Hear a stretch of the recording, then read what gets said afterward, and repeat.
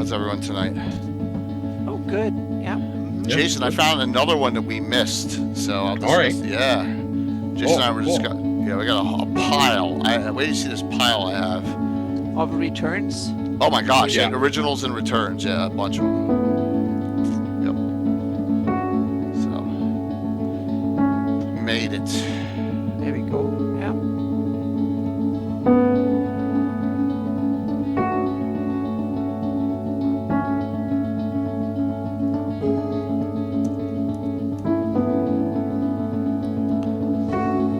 Whew.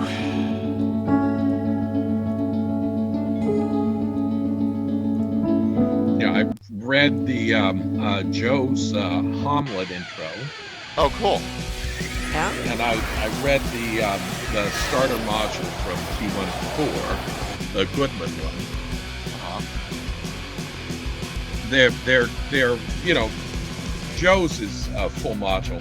The little thing is just a couple of pages, but there's a lot of material in the Goodman stuff, new material. So.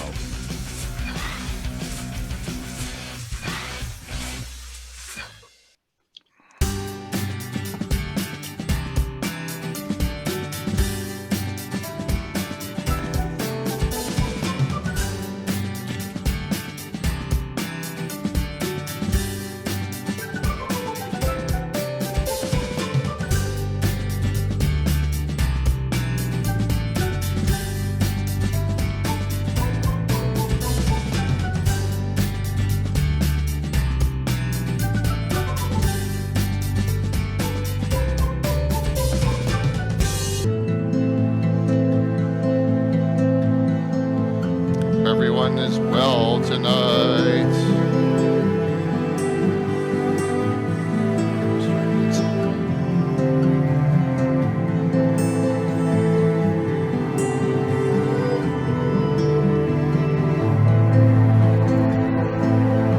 You catch those thunderstorms last night, Jay? Oh my God, what time was that? Like 4 o'clock in the morning or something? Yeah. It was something like that, and work us all up. It was nasty loud. Absolutely. Yeah. Yep.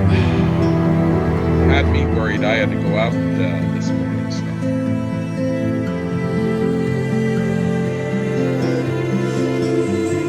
Cool, Crow. Good to see you.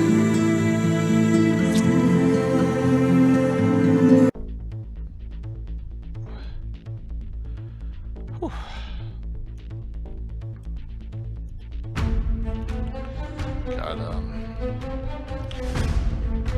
I'm as prepared as I'm going to be. That's all I can say for Yeah. tonight. I'm relying on you guys tonight. This All is right. your topic. No, there's more to it than just talking about modules. Yeah, absolutely. Jason's right there. There is more to it. Yeah, but it'll be I fun. hope so. It'll be a fun discussion. Well, that's what when suddenly after I talked to Jay on chat earlier, and after I left, I was thinking, Anna doesn't do modules. No, but it's the good thing because I need to learn more about this, and I've read them, so it's not that, but I don't have not that intimate knowledge of all the modules, and I read them from my perspective, so to speak. So I try to dissect Walt, what's up, graphical brother? information and then skip a lot of the other stuff. Well, I haven't talked to you. How was your virtual Greyhawk game? Did it go well? I'm all over the place, man. So, wow. Because I haven't played a lot of these. Awesome. The early stuff, sure. No problem. Next year we'll plan a little bit more accordingly, and I was talking about adding a 4th day, and hopefully that'll get more highlighted stream time. I think we can do that. We'll go 4 days. We've got more and more streamers coming in, so. You're shooting for Thursday then, huh? I think so. I mean, it just makes sense. It's better than Monday. Yeah, Oh, yeah. It makes much more natural Even to if we end start on later Sunday, in the afternoon on Thursday, Yeah. But we have to start running parallel streams. Yeah. No, that was just amazing. That was a great convention.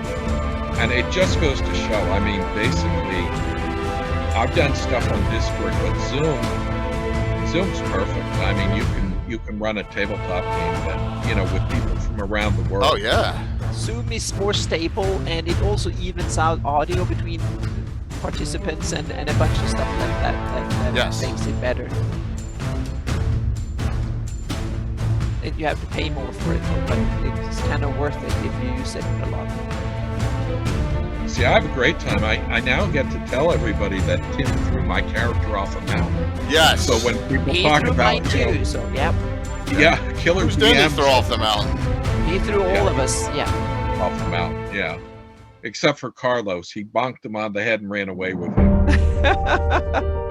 Poor Carlos. Like in Star Trek, bonk bonk on the head. Carlos is telling us, don't go up there, don't go up Yeah. there, don't go up there. Carlos is the only smart one. Yeah. Thanks, Patrick, for 800. Oh my God, 800 gift subs. I don't even want to. Oh my gosh, it's insane. Here comes a raid. All right, I'll start. So you guys are raiding in. I'll start this up early. How's that sound? I'm starting up early. Give me 10 seconds.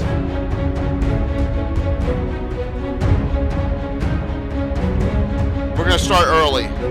Yeah, it's been a minute.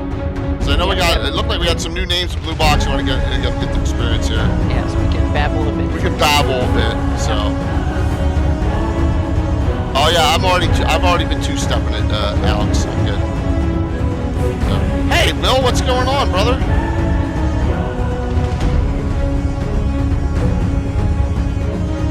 All right, tonight.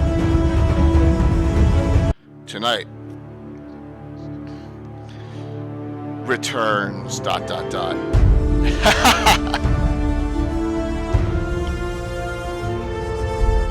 Yes, I put Temple. Look at that. I even put Return Temple of Monthly Evil up there. So we're going to talk about it. We're going to have some fun with this. Yeah. Oh God. Yeah. This is our first stream post Virtual GrowdCon. Calstaff. I did not forget that one. Well, wow, where's Return to Color Coil? Ask Eric Kimona.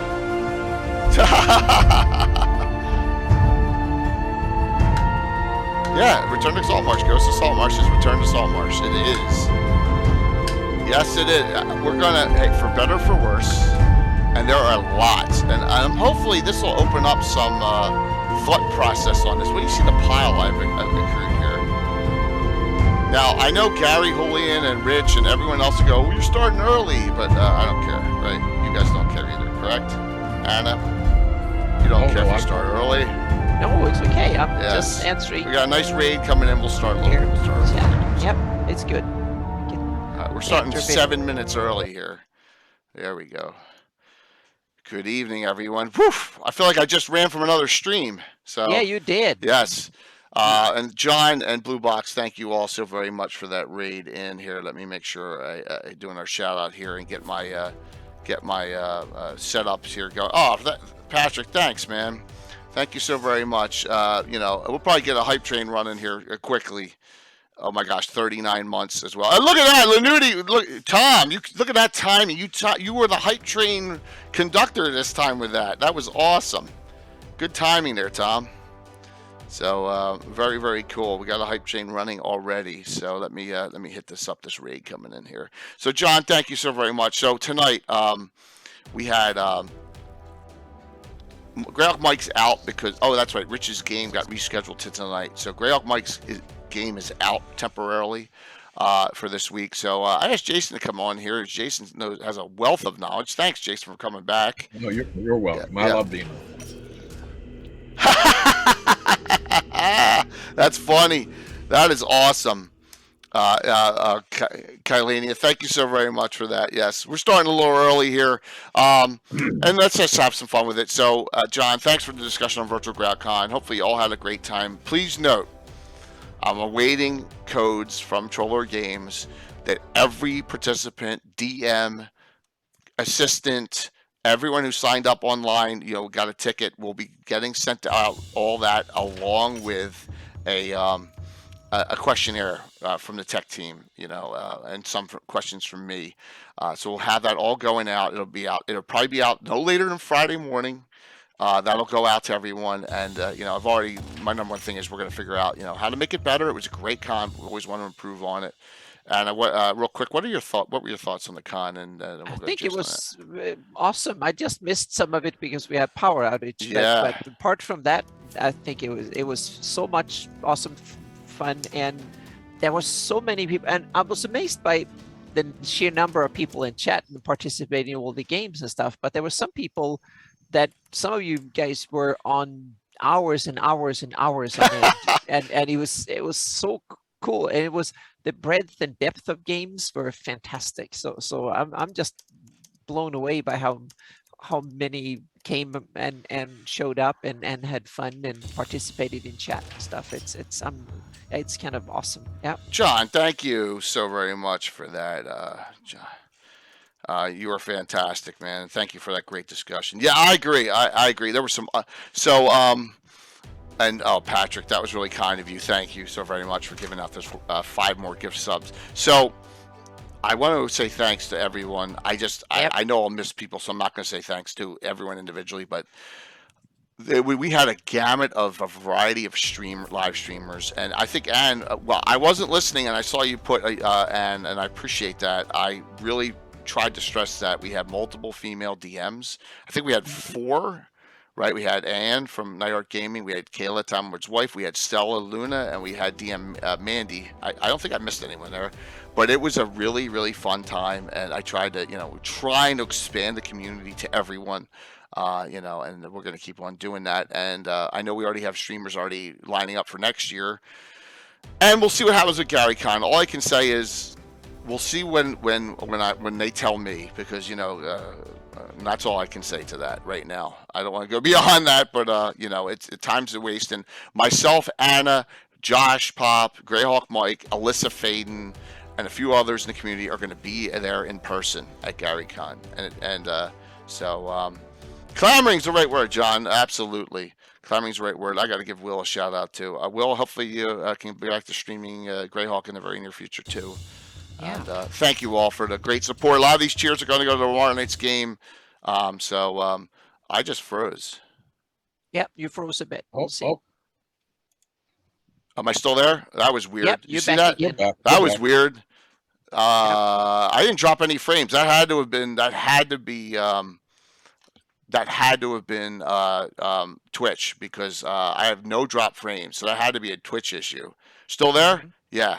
That had to be a bizarre Twitch issue. Wow, that was weird. It was like we went into Frozen Land or something there. Very, very interesting. So, Jason, what were your?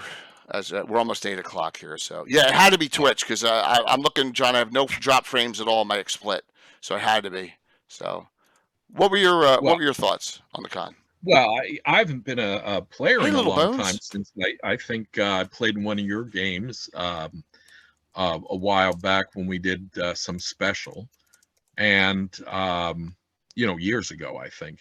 So for me, it was a real treat. I was in Tim's game, and it's just I have to say, I'm in a position where I'm disabled. I'm in a wheelchair, so I cannot get to a lot of things. And so I'll tell you, this online game, it's just fantastic. And with Zoom, it really feels like you can do a tabletop game. Now, I've run Discord games, which are more, you've got to describe everything. And the Zoom was just beautiful. It was perfect. And, I had an absolute blast. And then I loved watching the expert show. Thank you. So that was, the big parts of my convention right there. I wish I could have done more or seen more, but I had a great time. That's I'm so happy that you said that. I'm so happy that it'll be this year. I think we improved some things over last year, which is great, and I'd love to see that improvement continue. And that's why we're sending out this. Please fill that out if you can and get it back to us. We want honest opinions, please. If there was an issue, I want to know about it, and and some things we can improve on, because we just want to make it more fun for the community again. You know, it'll be very. I'm already looking forward to it. But let's walk before we run. We got a whole year ahead of us. So, all right, tonight's stream, as we're looking at now, it's 8 o'clock. And thank you all for the level 5 hype, almost a full level 5 hype train already tonight. Thank you, Tom, Lanuti66, and Blue Box, and all the others, and Patrick, and everyone else who has made a part of this. And as you can see, we're cranking along, follower wise and sub wise. Everything's going great. The community is growing. Let's keep it going. Do your little part, whatever that is. You know, even if it's just lurking, it's important. You know, numbers are important to Twitch. That's all I gotta say. You know, I said that on John's stream, but for all of them, for all the streams, you know, we got very small streamers like Perrinland, and Prometheus is just starting up, so give them some support too, please. So, yeah. Bill's got to better get started on next year's terrain, so we got to think about what we're gonna do next year. So, yeah. All right. Returns. This got so we had no topic as of Monday, and I'm like, well, I liked where the discussion was going in the SD Expert show, and I figured to myself, why not talk about? All right. Well, this is the originals and the returns here. Okay. And also, you got to have this, right? This is, and so everyone knows the 50th anniversary is coming up in 2024. This is from the 25th anniversary, the collector's edition. If you can find one of these under $200 and pristine, get it. Wow. I mean, you know, they only made 5,000. So. Yes. Also with this gem of a box set I have here too. So we got some great ones to discuss returns tonight. Oh, no problem there, Dwayne, Prometheus. You know, absolutely. We all, you know, it's you know, we want to keep it going for everyone, and you know, it's we appreciate everyone's support here. So there are a lot of games that when the 25th anniversary edition came around, they said let's remake them. I think this is where the concept started. So I'm going to pull out this gem of a box set. I want to share what's in this with everyone first. All right. Just so if you ever get your hands on this. Now, I had my chance to get 3 of these sealed. Remember, Bill, at Allied Hobbies, I had them sitting on the shelf for like at half price when I was like a kid in like 2000 before they went out of business. And I was dumbass and didn't buy them, right? So I should have, I wish I had, but you know, woulda, shoulda, coulda back in the day. Jason, you had some Allied. Do you have any Allied Hobbies in Delaware? Or were they mostly a Jersey and PA? So I know there was one in Philly. I don't think so. You know, down here there's like 2 local game stores. The main one's in Newark. It's Days and Nights, and But I used to deal with the various people around here, like in King of Prussia and that various wargaming distributors. Okay, so this is what it comes with. There's a little TSR catalog. Well, that's actually the history of TSR. Yes. Yeah, the silver anniversary history. Yes, Peter Atkinson, actually from Wizards of the Coast, you know, is right on the inside cover.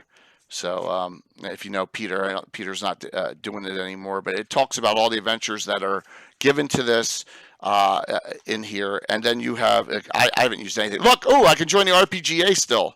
I don't think that's happening. But you also have adventure-wise, and you have some artwork too. Oh, that's a photocopy. So they give you the adventures. Now, these aren't original prints, or maybe they are considered original prints. Got this artwork in there too. Yeah, so, and out of those, there are 100 signed copies, and they're especially hard to find. I wish, were they randomly put in there, Jason? As far as I know, yes. The big thing, the big adventure of all of this is an original, and this is an original for me, is L3, right? Deep Dwarven Delve. You know, to find this in original, you got to have it was never printed anywhere else beside this. All right, so that's Len Lekofka's L3. But then you get some originals before, and Holmes Basic rulebooks in here. Yep. All right. Cool. The original Keep on the Borderlands is in here. Yeah, and if you notice, if you pick that up at the bottom, of the front cover, there will be a circle with a silver Yes. anniversary. Very, very cool. Yeah. Yep. So that is the silver anniversary edition of B2. Zengaria, absolutely. Jason's in Delaware. I'm in South Jersey. Our crew's in South Jersey, so we're all the same area for the most part. Yep. So, and then as far as originals goes as well, and you have all of the original G's. So I have G1 to 3 up now, but look, you have that in the corner. Studying the Hill Giant Chief. You have Glacial Rift, and then you have Fire Giant King. All 3 of them. So those are the originals in here as well, and then of course the lovely White Plume Mountain is in here. Is in here too. Not done yet.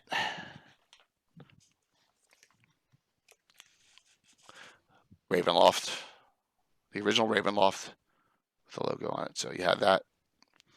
So great, I got a bunch of originals. Well, there are these 3 in here. Now, they don't have the logos on. Oh, they do. Smack dab in the middle. And this is where this started. And good thing or bad thing, you can decide there on whether it was good or bad. But you had these 3 returns.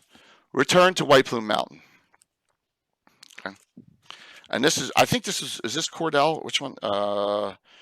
Return Bruce Cordell. This is Cordell. Okay. Against the Giants, the liberation of Geoff, right? By Gary Gygax and Sean Reynolds. Wow, and we've had Sean Reynolds on the show. We had Bruce Cordell on the show before, right? Mm-hmm. And by the way, I know that Bruce was interested. He actually liked my Twitter post about this tonight, so that was a good thing to see. And then return to the Keep on the Borderlands. Now, this is important. This is a very important one. I want to start there because that's the best one to start with return. So you have all this in the Silver Anniversary box set. Now, you can find these in reprints. I think, are these available in PDFs? Yes. I think so. Yeah. Okay, they're available in reprint PDFs. That's a good thing to hear. That's a good thing to hear as well. Yeah. M5 tie-in. If you can get that box, and you can afford it, get it. With it, because you have those original labels. I mean, it is, everything's available in PDF. But if you can find that box anywhere, I don't even know. I bet you, Noble Knight has it, and it's probably $250. No, it's more than that. $5. Much more than yeah. But that's probably a sealed set, isn't it? I don't know anymore. I mean, sealed set might even be going for more, but they've really shot up. So with this. And this is 1994, someone gets in their head, we should remake more. And that's kind of the discussion tonight, is we're going to talk about these great remakes here, and I think these are all high quality in here. And then we're going to talk about all the other remakes that are being made over the years, and maybe what the differences are between the originals, what I recommend, what we recommend, and some things. Prices, all of D&D is nuts. So note, there's a pile here. Note, I do have Ghost of Saltmarsh. For some crazy reason, I have a 5th edition book in this pile of remakes and originals. Almost everything we're going to discuss tonight. So $761, Bill says one is going for on Amazon right now. That's a little overpriced, I'd say, but if you can find it, I highly recommend it. So I'm going to do a screen flip here. Hopefully that don't crash everything. We'll start here. Yep. Everyone, if you have not played the original Keep on the Borderlands in the basic edition, you've heard of the Keep on the Borderlands. I think it's one of the most popular adventures, probably the most printed adventure of all time. Is that correct, Jason? Yeah. Okay. It is. Yep. So they decided to remake this, and I will tell you this: Anna's got a benefit from the remake, as the remake came out in the 25th anniversary edition box set, and it's called, of course, Return to the Keep on the Borderlands. Let me see if I can make sure I can pop this up here. Oh, okay. So there you go. So Anna, what do you know is the main difference between the two? There's a big main difference. Nope, I don't. Well, I want to learn tonight. Doesn't this get named? Don't they call it something? yes, in this? That's true. Yeah, the Kendall Keep is in this one. Yeah. Yes, they call this that's true. Yes, Kendall Keep, and that didn't in the original. That's true. Yeah. Right. So Kendall. So it's named as Kendall Keep. I thought it was something important because that's the only thing I knew about. Well, the maps are colored. So I thought it was not important. Look at the Caves of Chaos. Very nice map. This map is way better than the original. Right. But the original was one of these no copy blue ones that was made to be difficult to copy rather than to be nice to look at and impressive. Gitano nails it. This is actually Greyhawk placed out of Mystara, right? Yeah. It is actually 100%. Well, they had the idea to put it in Yeomanry. So is the place, so to speak. Bill, I want to share something with Bill and Tom and everyone on here. When I ran this, I have the original log of the players that we ran Return to the Keep on the Borderlands, and I put it in the Shieldlands. So are you ready for this, guys? So I'll run this through this quick. Ariel, Amelia Rothschild, Annalisa, that's Bill's, Sasha Silvacek, Bill's, Bertrand and Olivia and Sagamore, that's Tim's dad, Justina and Chandra, they're Allen's, Spence and Roland, they're Tom's, Lanuti 66, Halcyon and Sharif, they're Walt's. There was my original group for when we ran this.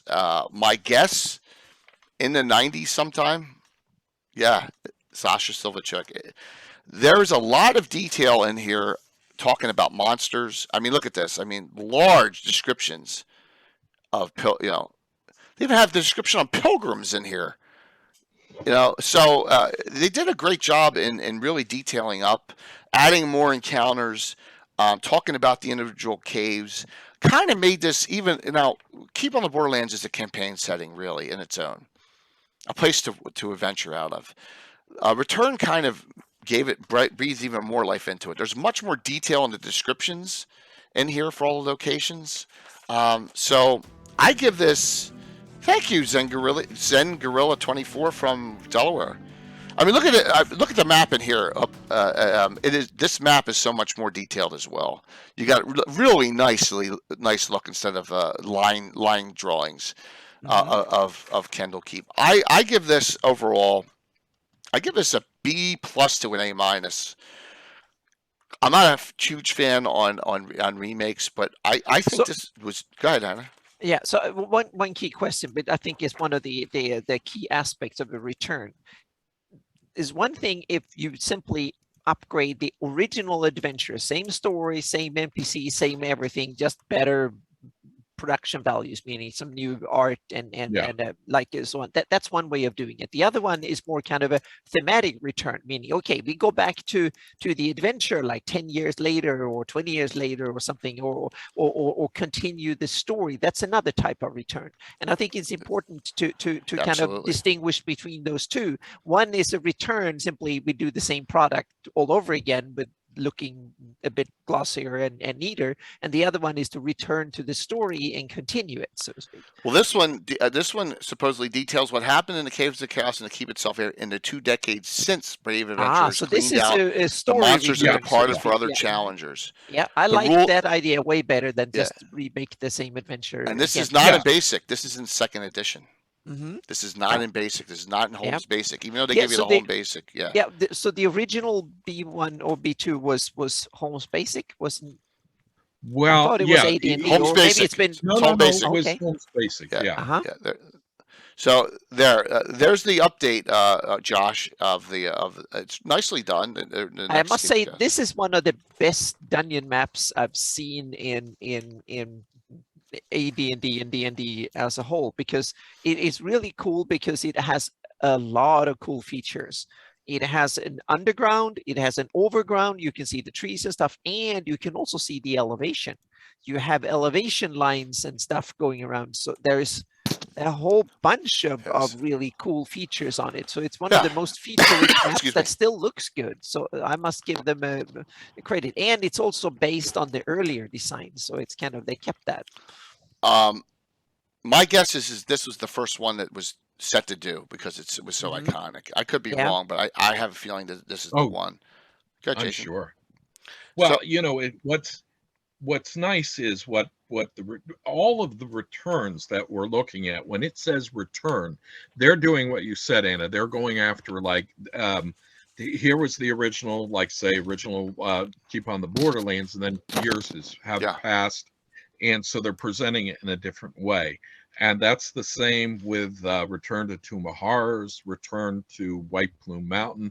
So all the ones that say return in the title, they are not just updating. They're coming up with something different, something new. It is. I'm impressed by this one. For you know how good it is. If you are new to Greyhawk, and you are a DM or a player, or you have a DM who's thinking about it, running B2 or the return, is a good start point. Now, if you're a 5e player, I don't think it's that hard to. Was this done by Goodman Games, Josh? Do you know? Yes. Jason, do you know? I'm sorry, I got Josh pop on the brain. It's the first one they did. Well, not Return to. They did their version of B1 and B2. In a nice big hardcover from Goodman. It's the first one of the revisited modules from Goodman. Very, very cool. So Goodman has a 5e version out. So you can, if you are a 5e player, you can get Keep on the Borderlands in 5e. I think that was the first one they did of these 5e remakes, if I remember correctly. Yep. So, and that sure brings up a good point. And they revisited the River of Blood Murders from Sir Bluto's Sons Pete from WPM as well. Yeah, so from White Plume Mountain. There's a lot of really cool things. There, Cal Stuff. Thank you for giving that. It's called Into the Borderlands, Goodman Games. So thank you. And this is what I was hoping for. The chat would help us out with this as well. Warriors of the Grey Queen is once again, I forgot, Jason. Is that Hamlet or is that Keep on the Borderlands? My brain is No, that's Keep on the Borderlands. Yes. All right. So we want to discuss that as well. So another thing that you could find, if you were interested in, is and let me. Oh my gosh, I think I have the PDF right here. Go up. All right, here it is. This was done right in conjunction with the 25th anniversary. It's a rare find, but it's around. It was in Inquest magazine. Yeah, Inquest was a card price guide. There was a magazine back at that time called Wizards that did comic books, and so they came out with a collectible card game, and that was a price guide. And in it, one of the issues, it was polybagged, was this little small booklet. It's very small. It's smaller than a zine. It's called Warriors of the Grey Queen, and it's an adventure that is like a little side trek that you can take from Keep on the Borderlands. Okay. Return to the Keep on the Borderlands. Right. Mm-hmm. So, it was something that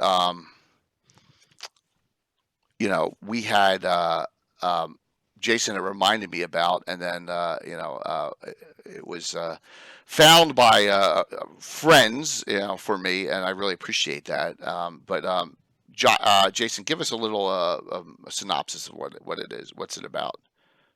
Oh, well, I'm trying to remember. Actually, it's been a long time since I've read through it, and what it is there is. I think in the Keep, Return to the Keep, you get something about these, what do they call myconids, myconoids? Right, the little mushroom people and the mushroom warriors. And if I remember correctly, the Grey Queen is their leader. And what you're seeing on the cover are and they're stirred up. Jeff Grubb wrote this, by the way, everyone. Jeff Grubb. It's a little Jeff Grubb adventure, but... really, if I better than me, I just remember about it more than anything. I've read through it, I've indexed it, but it's not sticking with me. I no longer even own that one anymore. The myconids, though, and it says that Warriors of the Grey Queen is not required to play Return. This adventure may be played in a separate adventure. Let me move Sure. But, yeah. So here's recruited by rather irate curate to recover a recently stolen holy relic. So there you go. And it's levels 1 to 3, so it fits right in. So here's a little addendum to Return to Keeping the Borderlands, and you probably can find that at no charge if you look hard enough, and tie it in. So I didn't say that. So, but yeah. So just a large suggestion of something else that's out there that you can utilize and convert it to whatever game you're playing. So, oh my gosh, El Naval, thanks. See, normally Casey reminds me. Holy schmolies. Hold on, here we go. I forgot to do the giveaway, $25 gift certificate again. Yeah. Wow. Thank you. Jeez. That's what happens when I'm running around between. Casey's lazy and not entered the drawing right away. All right, $25 gift certificate to CSL Entertainment, which was almost enough for you to get with the PDF of Horror in the Hools by myself and Carlos Lysing. So there you go. So yep. My apologies for not starting that up right as the raid came on, but you got to be on to claim it. Okay, so I got you till the end of the stream now. No, just kidding. All right, so Keeping the Borderlands is one of the best ones for returns. In the box set as well is the Against the Giants series, which, I know it's your favorite, Jason. No, yeah. But they are right. They are just reproduced as is, right? Yes, they're just changes. Change, these are just reproduced. Yeah, absolutely. These 3 are reproduced. But with that came this. Against the Giants, the Liberation. Actually, yes, that one is actually come in the box. Yep, those were all sold separately. Mm-hmm. No, I don't think so. The White Plume Mountain, Keep on the Borderland, and they were sold separately. Really? How did I get? Oh, I just put them in the box then. I think so. Yeah, because I have them. They're not. I don't have the box. Yeah, there was I have extra them room in that box. Wow. All right. So this and the Giants were separate. Yep. But the Borderlands have the box. Oh. Yeah. No. The Borderlands too. None of those came in the box. Oh, I was just going to ask you that because I have them and I don't. I apologize. See, it's been 25 years, and you think my brain would know I that? thought with the box, the only kind of return to is L3, which is it's a chopped up version of Len's original manuscript. So, that version of L3. I'm not sure. I kind of remember Len looking down on it a little bit. Oh yeah, he completely rewrote it and he complained about it and all. So yeah, but Len wasn't happy unless he was complaining. We all know that now, right? Yeah. After all those years, we know that made Len happy. All right, so my apologies. I got them. I got them in the original format. I didn't realize that they didn't come in the box. But they look they belong in the box. So I bet you put them in the box. That's where I got them out of the box. Absolutely. Yeah. I did not run this, and from what I am told, there's a lot more, and it's on Cannon Fire. There's a giant link on Cannon Fire showing all the giants that are in this. There's a lot more named giants. There's a bigger plot line on this. It's a full campaign now. It ties all the adventures in, and Sean Reynolds is a great guy, and Gary co-wrote it with him. So I'm assuming, did anyone out there run this? I did not run this one, so I'm not going to give a rating on it. I will know that there's other locations that are not in the like here. There's clan maps in here. So you got a map of what's that? A Clan Azil's castle. All right, you have a full map of Geoff. None of this is in the originals. No. You got a full area map of Geoff. Yeah. So what I found interesting on this was that when the Living Greyhawk Geoff group got together, they didn't use any of this. They didn't have giants fight. They fought no giants. It was all Fae, which is really crazy. But that's what I guess they were told. Here's Dorelian, an elven town. So you have an elven town in here. Yeah. And is that on your map, Dorelian? I think so. Found it hundreds of years ago. Yeah. Well, so it rings a bell somewhere. If not, then I'll have to put it there. Lord Forth. There is one. See, you didn't know that, did you? There is one. I'm going to show it to you tonight. He said, "Want to return to descent and Vol the Drow." There kind of is one. I'm going to show it to you. A lot of people don't know. Yep, it's you'll see. Yep. You're mining that one, Tim? Cool. So you think it was more a nostalgic Calstaff? I like that they added some locations and forts and a whole background. They developed Geoff more. But no, there's a tremendous amount of material in there. There's, yes, unlike like Ghost of Saltmarsh had 35 pages of new material, most of Against the Giants, Liberation of Geoff is new material. The original G series modules were only 8 pages long. This is all new too. Like, so when G1 it's only 8 pages. It's this tiny little booklet inside that module. Now, what they did with Against the Giants with Liberate, you get Geoff as it is after the invasion. So what's happened is in that it's part of the kind of post-war storyline, and you get the Giants. They control all different portions of Geoff, and you've got to go in there and drive them out. So it is very rich in adventure, because it is not a retelling of G1, 2, 3. They're in there, but you're in Geoff. You're not going up into the mountains, and the Giants have taken over the place. So all the towns, they're in ruins, and the Duke of Geoff, Owen, he has to get help from Grand March and from other places to come and liberate Geoff, and that's the whole thing. So it's a big campaign kind of scenario. That's not just a return to. Actually, you really the versions of G1, 2, 3, they're the old versions. Yes, they are. They're exact in here as I see, and they're in smaller print in the front. Yeah. Okay. But what the new material is the invasion. The invasion is hinted of in G1, 2, 3. It's, if you don't succeed, it's going to happen. Well, in the Liberation of Geoff, it's happened, and the Giants have taken over, and your game is to go in there and go fight the Giants. And actually, it's one of the few 2E things that I really liked, and I've actually written a novella about that scenario. Oh, really? There. Oh, cool. Yeah, it's called An Unsung Death in Geoff. That's I don't know. You might be able to find it on Cannon Fire, but it's just one of the things I did. But that is an excellent source book for after the invasion of Geoff. Excellent. And it's a big campaign adventure. So that you can turn into. I know that I did not run this because we had done the G series multiple times pre even Order of Ulick, right? Because you only run when you're a kid. You don't know about, oh wow, I can make up these mega adventures myself. How difficult we thought it was.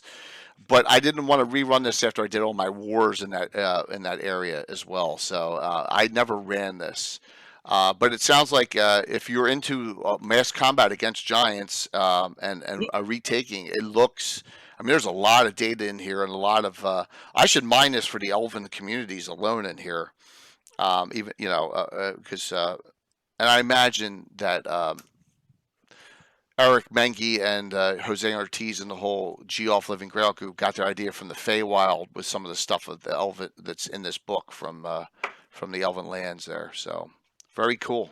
Look at all the Patrick. Look at all those great emotes you have. All right, next one. This one I know a lot of, White Plume Mountain. I got a great story for this one. So the original White Plume Mountain is razor thin, just like the Giants. But there's a lot going on in it.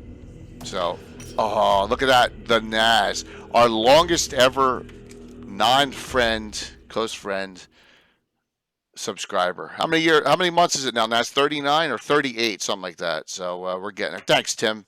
Thank you so very much.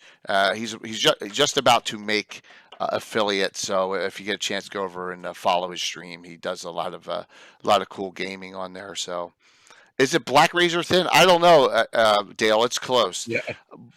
So they take this and they build on it, and this is Bruce Cordell. Bruce Cordell does some great stuff. I mean, here's Return. I ran this with a group called the Legion. Which, if you watch our Shieldland campaign adventures we've done over the last 2 years, that's the same adventuring group because White Plume Mountain's right on the border of the Shieldlands. I like this one a lot. In fact, this is probably my favorite return module of all of them. Mm-hmm.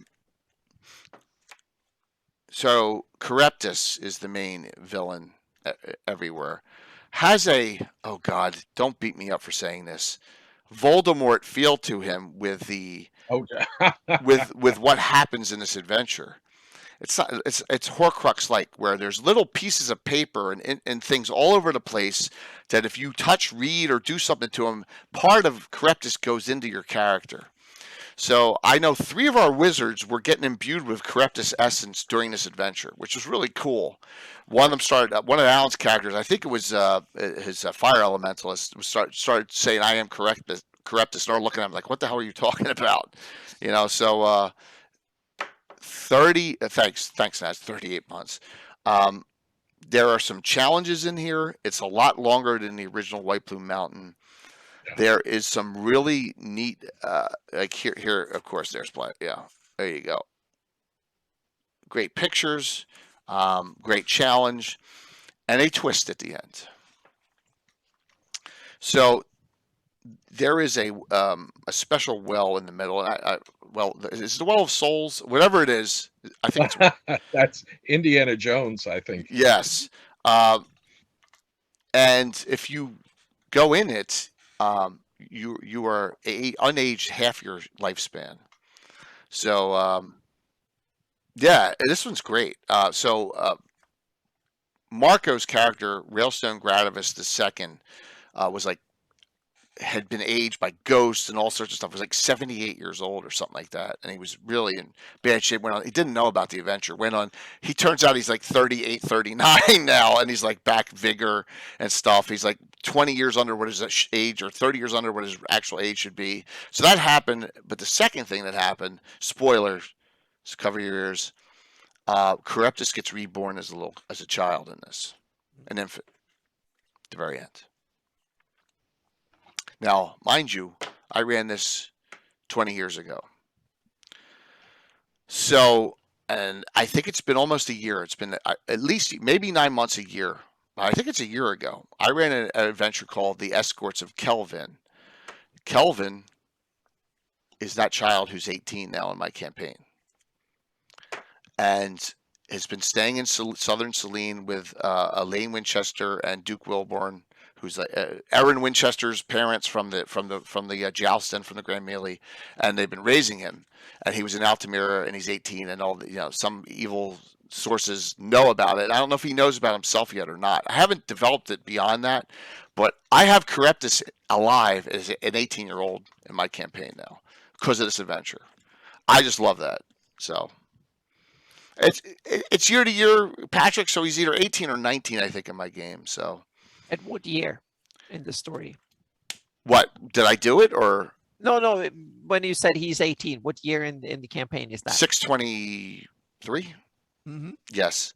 So I think it was like in 604 our time, roughly. I'd have to look back. I'd have to look back exactly on the log, but yeah. So we ran it when this came out in the 90s. When the Legion group was running for those levels, and it was a fantastic adventure. So I know now, Tim, isn't it, Enoch? I know. I give this an A. I love the storyline. I love the tricks in it. I love the challenge level. I love White Plume Mountain, the original. It just missed our Wall of Fame. All of us didn't want to put a return on the Wall of Fame. So I think that's why it got bumped. And if you watch our old, I think it's episode 9, Gabbin, where we talk about it. If it's so good, why don't you put it on the? Because we have 24 of them on there, Anna, and it was either this or Ghost Tower Remembrance we got down to when we took Ghost Tower over this. Mm-hmm. It was so close. It was right on that border. If I were to dump, I have U1 and U3 on there. I may take one of those down and maybe add this, but I really love this adventure. So yeah, the boys from Brazil, I agree 100%. I mean, it has that feel to it. It has that Harry Potter, Voldemort trying to come back feel, and because it's written before the way before that, and that's so they can't say that they stole it from absolutely Harry Potter. Didn't. It's the other way around, maybe. Yeah. And if you like the Return to Keep on Borderlands map, the color map in this Return to White Plume Mountain. Have you seen that? Yep. Mm-hmm. Mm-hmm. It's lovely, Yep. and it does Yep. the business where you have the map crossing over the higher section, Yep. crossing over the lower section, and that was the age when they started to get really good production values. Whoops. And then it was for some more years, and then it kind of went downhill a bit again. Yeah, they're nice. Those maps are really nice. Oh, yeah. Yeah, that is a beautiful map. That was leading into the time when they had The Adventure Begins and some of the other ones that came out that time that were production values were fantastic. Watch this, Jason. Yeah. On the inside back cover, a Knights of the Dinner Table ad. Oh yeah. Your boys at Kenzer. Oh. Yeah. Now we're all dating ourselves. Yeah, so maybe you, J.K. Rowling. You never know, but D&D. Exactly. So I don't know what I'd do. I'd probably run White Plume Mountain first, wait a couple years, then run that. I wouldn't run them back to back. I mean, in your campaign, if you can, if the capability of doing that. But you don't have to wait 20 years to play it, though. You know. No. But like I said, we did it 20 years ago, and now have the Charybdis, and of course I'm going to take advantage of that somehow. You know, whether he goes good or evil or whatever happens, we'll see. But I was so glad that they did that. I was like, wow, long-term plot line, and now here we are 20 years later. Yep. So. All right, let me. Being on 2 shows, my voice is going. Oh. Giants wise, here's a G1 to 3 put together. Oh, you didn't put down your mic. Giants wise, here's G1 to 3 put together. Very cool. But the real reprint for that G1 to 3 is the super module, because they actually added material to link the modules together. Now, the G123 has a few minor alterations, but it's basically a reprint of the individual modules. There's no real difference. Oh, but they just put them all together. Yeah. Yeah, but the super module, GDQ 1 to 7, that actually has linking adventures. They were bad, but there was actually new material that linked G1 to G2 to G3 in between the modules. So, for the original returns, anyone have any questions from the audience on those? I mean, I'd be able. 2 of them I'm intimately familiar with. 1 I'm not. Doc Shoulder. By the way, I want to show something that I'll be giving out in the near future. Doc Shoulder gave me, and thank you for the nice note. Really appreciate it. But Doc printed out. I'm keeping 1 myself. Here you go. Isle of Dread. The Gary Julian Isle of Dread by Prophet's Measure, all in book print. Oh. Yep. So I just got them today, as a matter of fact. There are 5 copies here. I'm keeping 1 of them. So thank you. Something to give out. Well, I got some stuff here. So you want to jump to that? Let's jump to that. Queen of Spiders is not the one I'm talking about. I don't have Q1 here because Q1's on my wall of fame, and I didn't find the original. But you have D1 through D3. Everyone knows the Bible of the Drow. It's not the Menzo Barons of box set. Sorry, I won't say that when that green one's on Sunday night, though. I don't want to get in a fight. But here's your Bible for Dark Elves Vault of the Drow. All right, and then you have.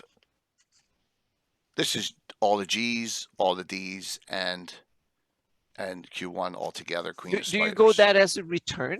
No, I go this as a compilation. This is rated as the greatest adventure of all time. I think that's cheating because it's a series of adventures, but that's okay. I'm not going to go on that argument. They did it with like the Temple of Homelit and Temple of Elemental Evil. That they did it with that one, and that they did it with the Slavers, and then they did it with the S series too, with Barriers of the Peaks and stuff. So yeah, true. It was a way of squeezing out more money without having to produce. Redo. They simply took the same stuff and just put it in a new format and printed it, sold it again, and earned money. They usually added a little bit of forward, and there's a few little bits and pieces here and there. So people that bought the originals would buy it all over again, but not much, so to speak. Here is the return. I have no idea what this is about. I have it. I just got it a couple months ago by Wolfgang Bauer. Oh yeah, the Expedition to the Demon Web Pits. Mm-hmm. Yep. There you go. I haven't looked at that. Look at for how years. thick this Hang on a book second. is. Yeah. Oh my gosh. So Wolfgang, there's 3 expedition books, and this is one of them. What year was this done? 2007. This is done right before. This is done right at the end of the Paizo Hawk era. Yep. And it has got sigils in here. Right. This is the start of sigil. Zelentar, City Demons, the Demon Webs in here. There's a Demon Council in here, and there's a lot of other interesting things. So, yes and no on a return for the D series, but definitely for Q1, this is a return book, and I think this is available in a reprint form, so you can get this in reprint. Well, you can get a PDF, and I'm not sure. Yes, you can get a print on demand. Yes. So anyone who wants this, I have it. Rich Longitalis has it. Gary Julian has it, and anyone in the community, it's free. So anyone in the community can give it to you. But the doc printed it out, so I'm going to give out some print copies of it just because it's cool to have. So visit the abyss, meet demon lords, kill everything is what it says on the back. Mm-hmm. And excellent. It's really well done, well illustrated, and it's this era when they had really good production values. It's kind of yeah. And Q1 was a major disappointment as an end to that fantastic series. This is the 3rd edition, by the way, 3rd edition. It's funny because the some of the ideas presented in Q1 were fantastic, but the actual part of the Demon Web Pits, that was with Loft, and the map was awful. It was these colored lines. You open it up and there's just these colored lines on there, and so Q1 actually really needed something like this. Now I've just been looking through it, and you're dealing with Gratz, and you're dealing with so it's is in there, yeah, and so in a sense, it reminds me, and I haven't dug into it, but it reminds me a lot of what Gygax did with his Gourd books in the Abyss, which is appropriate. But you're going to deal with a lot of the demons that were in those books, and so it's. I think it's a much better. It's a big, massive improvement over what they did with Q1.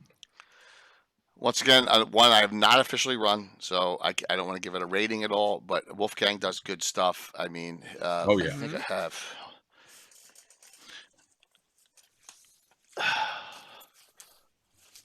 I even got it.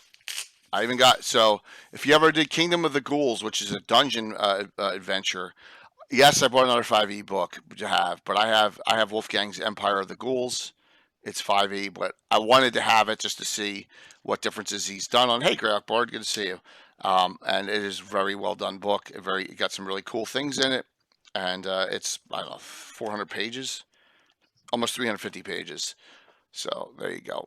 That's available at oh my God, my brain just shut off. Cobalt Press. And it does a lot of work for Cobalt Press, and so it's cool. Kingdom of the Ghouls is a great adventure. It's in dungeon. You should be able to find that as well. So, like I said, Wolfgang, I recommend. He did a lot for Age of Worms as well. A lot of adventuring for Age of Worms, a lot of other writings, and also wrote for something we're going to discuss shortly as well. He goes to Salt Marshes, a lot of Wolfgang Bauer too. So, editions do not matter. Enoch, I agree 100%. All right.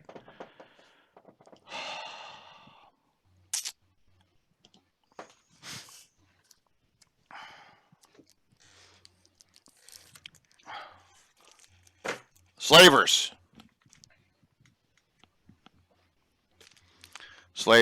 A1. We actually have A0, which is Skip Williams, the Prelude, through A4.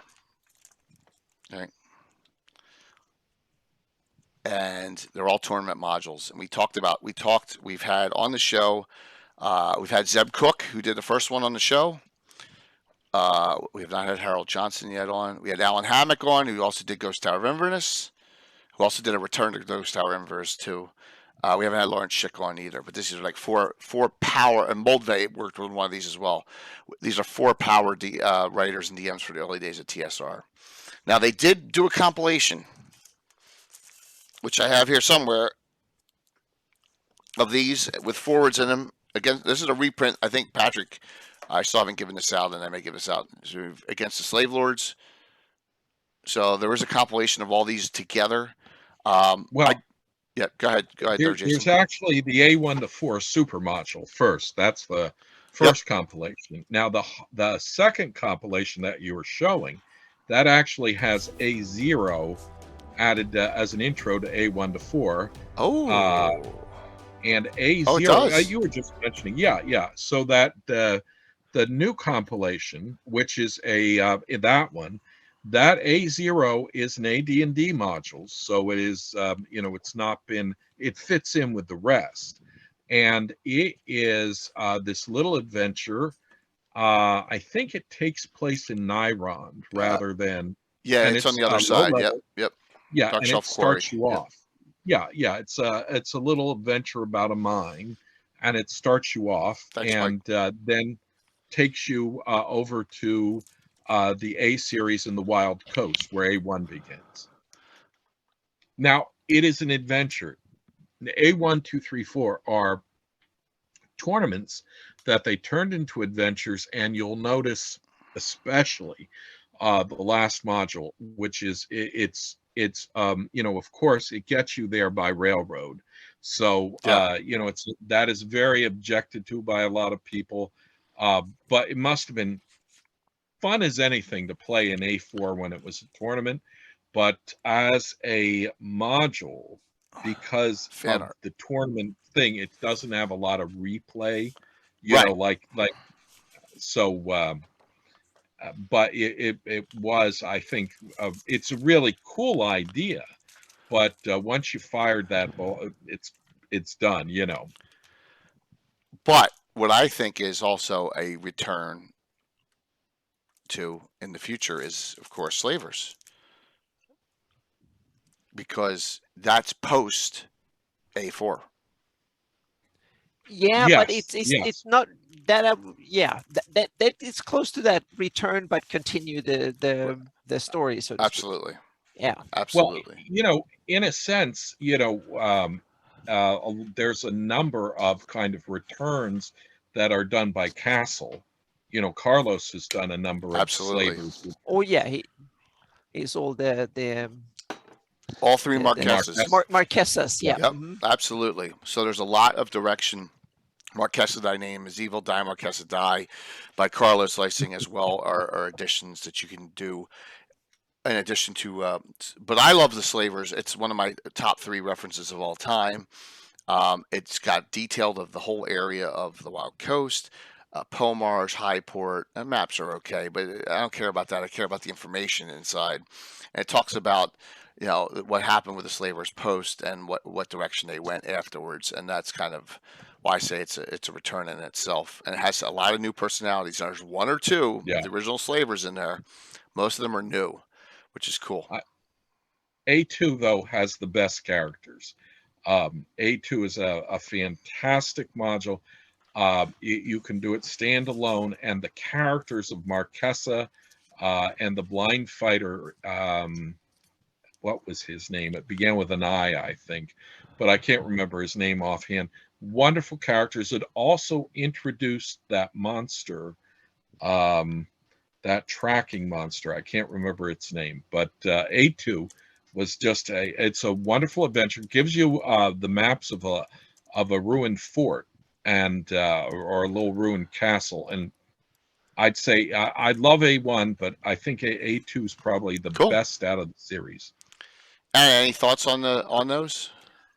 Yeah, and it's not a modulist. Exactly, I'm not a modulist, but I'm listening and learning here, so to speak. And I've read them all once or twice, or sometimes 3 or 4 times. But when I read them, it's to get the geography information out of them, so to speak. So I miss key parts of the stories. Now the key for geography. Now A4 introduces the active volcano in the Draken scrubs. The Earth Dragon. Yes. Yep. So I mean that is probably as far as it goes, that's such a momentous little event going on there. Yeah, and then we have the whole Earth Dragon thing, which is, I think it's cool that it's there, and I also think that it's cool that it's kind of not, you can run with it a little bit the way you want, so to speak. It's one of these things that you can tweak. But on the other hand, if you set down your foot somewhere, you have to live with it, so to speak. That is the risky bit, so to speak. So if you make it into Thurston, you're on one slippery slope, and if you make it something else, then you might, So it's one of these things, and I haven't set down my foot on Earth Dragon yet. So simply because of it, I'm not ready to commit on that one yet. I'm as straightforward as possible. The Earth Dragon is the Earth Dragon and not an aspect of anything else. And as written by in there, we know Pramus wrote all those now. Yeah. I was leaning to have it as a primal dragon just for that. So they call it the Earth Dragon, but it simply is a form of dragon, period, so to speak, that lives in the mountain. Yeah. So my guess on reprints of the Slavers in specific is the name, something in there, and that's my guess. Who knows why they would pull some of them, but that's my guess. Is there's something in there that has been deemed offensive to someone? I could be wrong on that. And well, so far what they've done is that they slapped a kind of a sticker on it saying they pulled Slavers completely. Oh, they did? Yeah, they pulled Slavers, Marklands, and what else? There's another one. Scourge of the Slave Lords, Slavers, and Marklands have been pulled. Okay. Yeah. Well, Scourge is the monster module reprint. Yeah. Who knows why? But I'm just speculating. So I could be 100% wrong. It could be something else. Marklands, I have a hard time seeing what could be something in there. It's second nature to us, but someone could be seen as. Yeah, but I can understand if there's slave lords and stuff. I can understand. Original two Mahars got pulled too, according to Cal Staff. That's bizarre. Wow. Yeah. Well, if they've pulled Marklands, I'm surprised they don't pull us. Pulled from DM's Guild there, Gribbly. Yeah. Good to see you on. Yeah. All right. I mean, it's crazy, but hey. There might be way more other reasons too, so to speak. Yes. They want to redo them or something. I don't know. Yeah. No. I mean that. Well, no, but redo them. I don't mean redo them for us Greyhawkers. I mean taking the stories just like they did with Tomb of Horrors, Temple of Elemental Evil, and a whole bunch of other stuff. They want to reintroduce the stories to 5e players in a way that they deem appropriate for the time, so to speak. Anything, and I can't blame them for it. Anything is possible in the world of the wonderful world of WotC here. Let's get it over with here, everyone. And now Rich is turning this political. And okay, so Village of Hamlet comes out in 1978, or whenever it comes out. It's a 7-year wait for Temple of Elemental Evil. Everyone knows it's my favorite adventure of all time. Now, if you just run it the way it's set, you're going to have gaps. You can't. It's just like running U1, U2, and U3. You have to fill it in with your own adventures. That's part of being a DM and your whole side stories. And fighting around with Zert, who's the agent in Hamlet. You got to do all that stuff. But I love the whole premise behind the entire adventure. I love it. And I never even used the nodes myself. I think the nodes are stupid. Oh, yeah, I totally agree. The nodes are just weird. Doesn't feel like they really belong there somehow. Yeah. It's kind of just weird. Yeah. So everyone, you're fighting Zuchtmoy in here.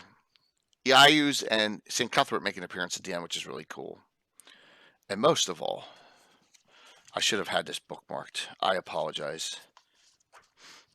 I think Gaetano is onto something. At the 50th anniversary, they probably looked at the 25th anniversary box set, and there will be some homage to these things in possibly.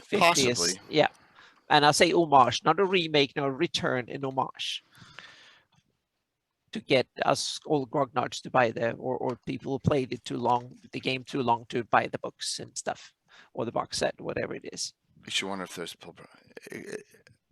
I don't think geek. I really don't think it's that. I don't think they're doing something the same. I think we're overthinking it. I think they just slavers, no slaves. Boom. Yeah. No, I don't think it's that simple. Okay. No, they have all sorts of creepy things in adventures these days. I have an upcoming meeting with MM. I'm going to ask him.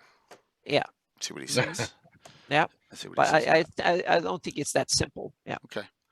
But I'm part of the snowflake crowd. So yeah. So on the 3rd level, or on the 4th level, if you go back to the original glossography, there's a really nice story about what happens to the Prince of Furendi, right? Thrommel. And you find him in suspended animation in here, illusioned as a vampire. Human. Illusioned as a vampire. It's an illusion because they want you to kill him. They want you to just go in and break the glass and kill him. He's suspended animation. It's an illusion of a vampire. So he's not truly a vampire. No, it's an illusion. This is why I go crazy, Anna, over the stupid change here. It's an illusion, him looking like a vampire, and you're supposed to free him or kill him. So I have smart players in my group, especially Walt figured this one out quickly. And they freed him, and the relationship blossomed from there. And he has Fragarak, the final word sword, and he gives Fragarak to her, the dark elf. And now the official story went the other way. So damn. So and Ashur agrees. I know he agrees with me 100% on that. And that is supposed to be a campaign arc that started in the glossography. Someone was smart enough to put, he got kidnapped. What happened to him in here? So he's in here. Yeah. Okay. Adventure's done.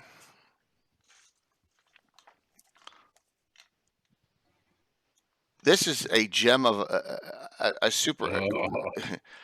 Yes. Here we go. Jay's favorite. It's a thick adventure. I got it. When I first bought this, I'm like, oh, this could be cool. What are they going to do with the elemental evil presence? Nothing.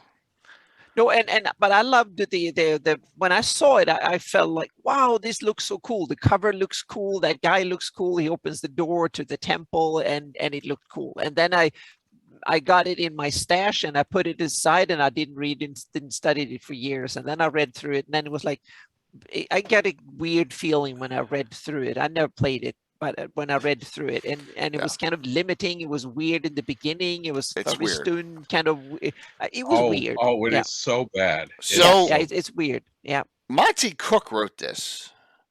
Yeah. And Eric Mona play tested it. We know that. Bruce Cordell, Andy Collins. There's mega people in here. John Ratliff, Sean Reynolds. They're all named in this book. I mean, it's a who's who of everyone. It can be fun to play, but not turn out very well. It's So what? Meaning that I don't know the details. I just when I read the intro and the backstory and all that, I got the sense that all of a sudden the original story was not true, and it was kind of, there was some other story that was really the story behind it, and to me it was kind of it feels like a bad TV show. Exactly. Well, it's even worse than that. I mean, it's unfortunately they go Tharasdin crazy. So exactly. That drives me nuts. Yeah, it's just, and what they do is everything's a lie from the first one, and the evil behind all evil is Tharasdin. So what they do is they throw elemental evil under a bus, which I love. So basically, Tharasdin's the elemental evil. Tharasdin's all evil. So it's just, it's a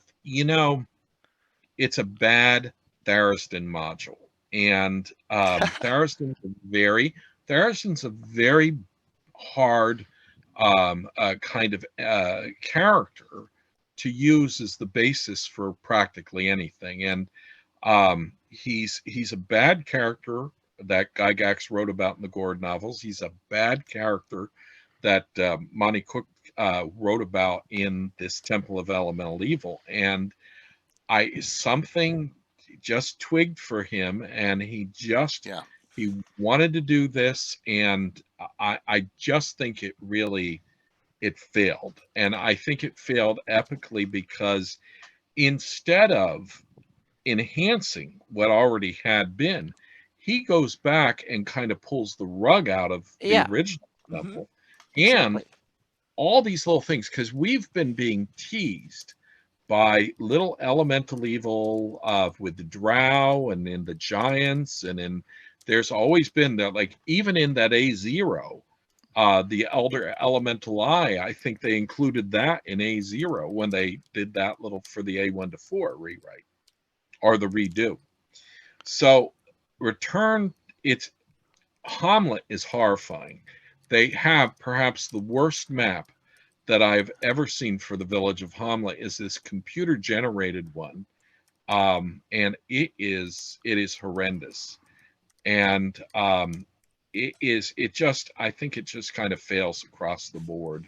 Yeah.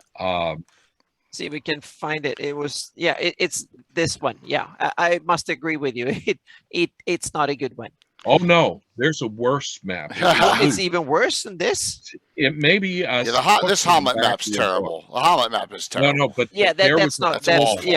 I don't like it. There was a little detachable fold out. Yeah, it's on the first. Mine is still stuck in here too. It's on the first page there. And now I'm going into map critique. But my critique is that this is someone who took a basic class in Photoshop could probably do this in an hour or two. And it's there's only, what is it, like 2 types of buildings, 3 if you include the walls and the castle, and then every other house is exactly stenciled the same, so to speak, and it's one texture behind it, meaning I could do this one in 30 minutes in Photoshop. And if you're in a published module, then it should take longer than 30 minutes to do a map like this. And otherwise I will simply they're in the back, they're in the very back of the module, and a little and it's not, and I think one of the reasons that they it was that the same artist got a whole bunch of them to do and probably got paid like a basic fee and did a whole bunch of them. But the dungeon maps are much better, probably done by the same artist. I think they looks like the same artist through and through. And the dungeon maps, I must say, are way better. It's the Hamlet map was kind of a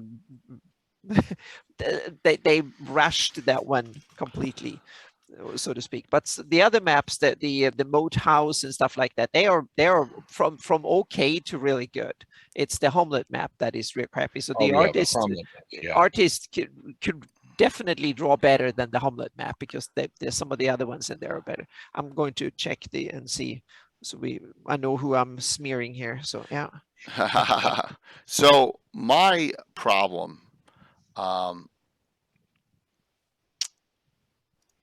with this is also when they did the dungeon article on the best 30 adventures ever written of all time, they put this in the top 10. And I'm like, that's ridiculous.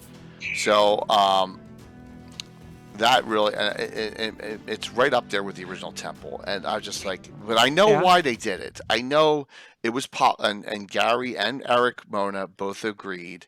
There's a lot of politics involved at that time, and everyone wanted to have one. And so Monty Cook had this and Dead Gods. Well, Dead Gods, I hear, is one of the best Planescape is one of the best adventures of all time, right? Yeah. I've never run it, but I hear it's fantastic. But I was thinking, how do we know how this adventure was taken? Meaning, we look at this from the inside the Greyhawk community, right? Kind of deep into Greyhawk lore and stuff like that. And when they mess with it, we get like no. But I wonder, do the general D&D community at the time did they just like, oh, it's a cool adventure, and then just played it without thinking about it? I don't know, because I was so persona non grata that at that time with outside, me being, it's almost you were playing in your basement when you that was it. I wasn't talking to anyone else. I wasn't on message boards about it, so I don't know. And I was far away as well. So so I'm not sure. Because it must have appealed to a kind of a decent size of the group of D&D players in the community for giving such a status. Well, not necessarily too. I think they're return crazy at this point.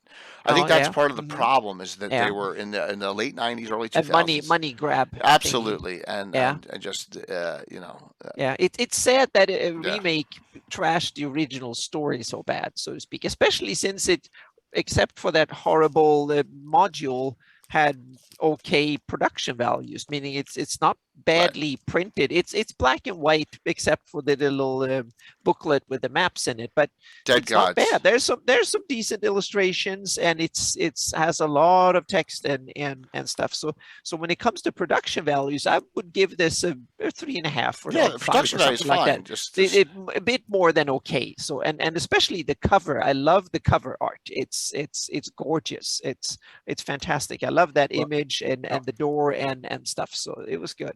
Not top notch. You notice but if good. you look at that cover, you notice what's missing. I'm pretty sure, maybe I'm wrong, but there's no Greyhawk. I would say that, yeah, but they wanted to like we talked with Eric, they wanted to get rid of the Greyhawk. So they wanted this to sell along the D&D. So I can get it, but it would be much. And now I'm in a way how it turned out. I'm glad there is no Greyhawk on it, so to speak. But it would have looked much better to have the Greyhawk logo as well as the 3.5. But you got to remember, Sunless Citadel is the #1 3rd edition module ever published and purchased, and that was Bruce Cordell as well. And he's very proud of that. So they went with the generic realm, even though I say Greyhawk was the default. That was probably due to because a few years earlier, then things had gone haywire because they went into so many silos with their product. So all right. So they overreacted. The next one. Yep. There's 3 of them, and thanks to Jason, I didn't know. I forgot about the 3rd one, but there's Vecna Lives. Mm-hmm. There's Die Vecna Die. That's true. I have. And then think of them. I'm going to throw the last one up, so I don't have to go to. There's this Vecna Reborn. Yep. In Ravenloft. So, and I don't know anything about that one. I looked through this Die Vecna Die. This is Bruce. I think this is not one of Bruce Cordell's better things because there's so many Vecna pieces. I was looking for Vecna's ding dong in here too. You know, I mean, there's so many pieces of flesh, and I was like, this is ridiculous. So that's you. I think that's where you get into Die Vecna Die. Yes, absolutely. Is the pieces, Vecna's too much. 3rd floor on the right. Yeah. Now, Die Vecna Die is a huge book, and if I will say, it is a better book than I thought than Vecna Lives. Vecna Lives, for people who do like that, does give a little bit of Greyhawk history if you follow the Vecna line. See, that's what I thought. So, according to Seeker, he says Vecna Reborn 2nd, and Die Vecna Die's 3rd. Okay. Oh, is it? I'm sorry. I thought Vecna Reborn was last. I was wrong. No problem. It's okay. It's okay. Hey, I appreciate you bringing it up. I completely missed it, Jason, so thank you. Yeah, this is a good one. Yeah. So, well, and it was an attempt to move Vecna into general acceptance. It's like what they're doing with Greyhawk is by throwing it into Ravenloft. Yeah. Vecna now is accessible to any campaign. Mm-hmm.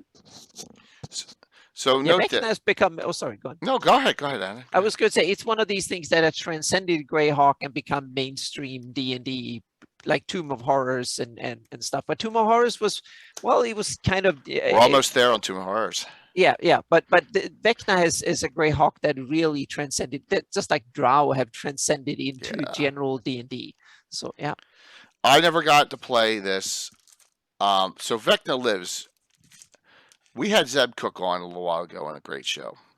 And Zeb Cook goes, I just felt like changing things up. So in the very first scene, I kill the Circle of 8 off with Vecna. Yeah. And I'm like, again? So, like I said, it happens multiple times. The Circle of 8 is always getting killed off in adventures. So Vecna is like the boogeyman of Greyhawk almost, right? Well, there's even a cartoon graphic novel about Vecna. A very rare one too. So, very hard. Hand of the Revenant. Dies the Feminine article. That's funny, Cal Steph. So note that there are multiple Vecna adventures, and note this: we're going to get a Vecna story Sunday night.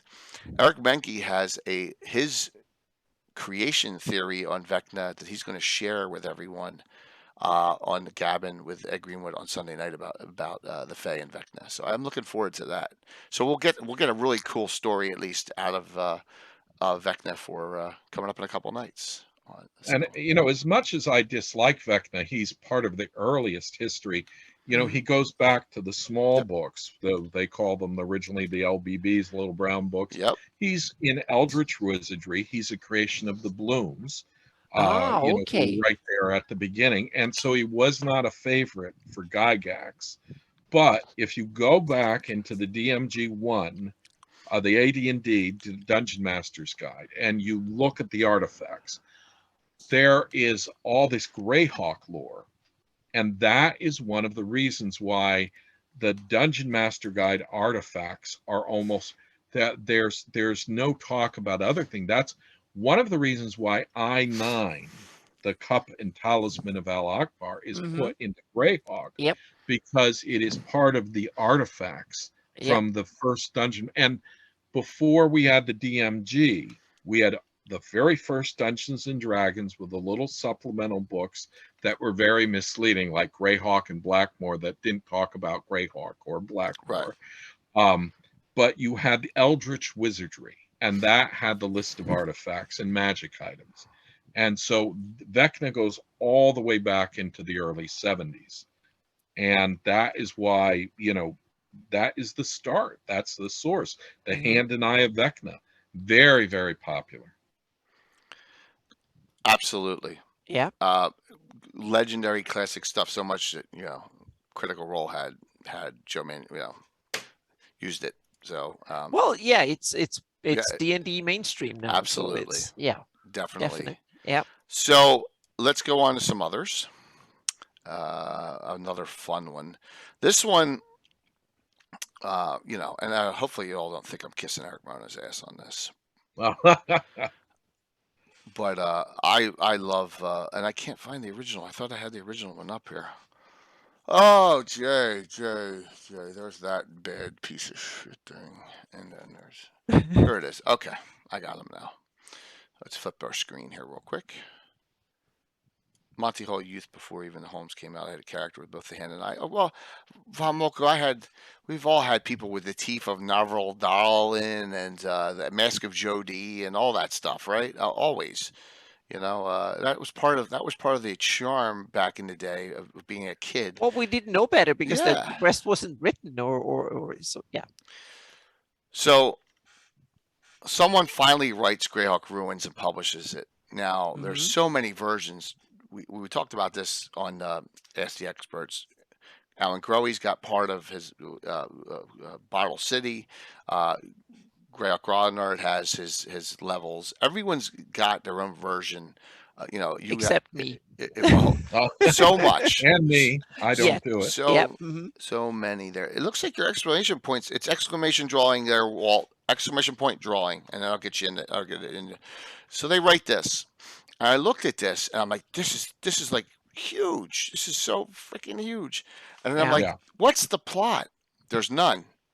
No, but you have to realize that this comes from such an early era of role-playing games that plots were not really, it's so back in the wargaming territory that it's kind of plots and adventure paths and RP and stuff was not invented back when Castle Greyhawk originally came out, so to speak. So it was kind of it's kind of the early days of it's pre D&D probably almost. It's like, true, but it gets written in second edition and but the thing is that this is raw back from the days, so to speak. So we have to kind of see. I want to see it from that perspective. It's a retrospective kind of look back at things, and then you have this that was a humorous kind of, but I love that cover. It's kind of funny and awesome. The cover's great, but and the module is kind of, if you the problem was that everybody expected something cool, serious, the fantastic castle,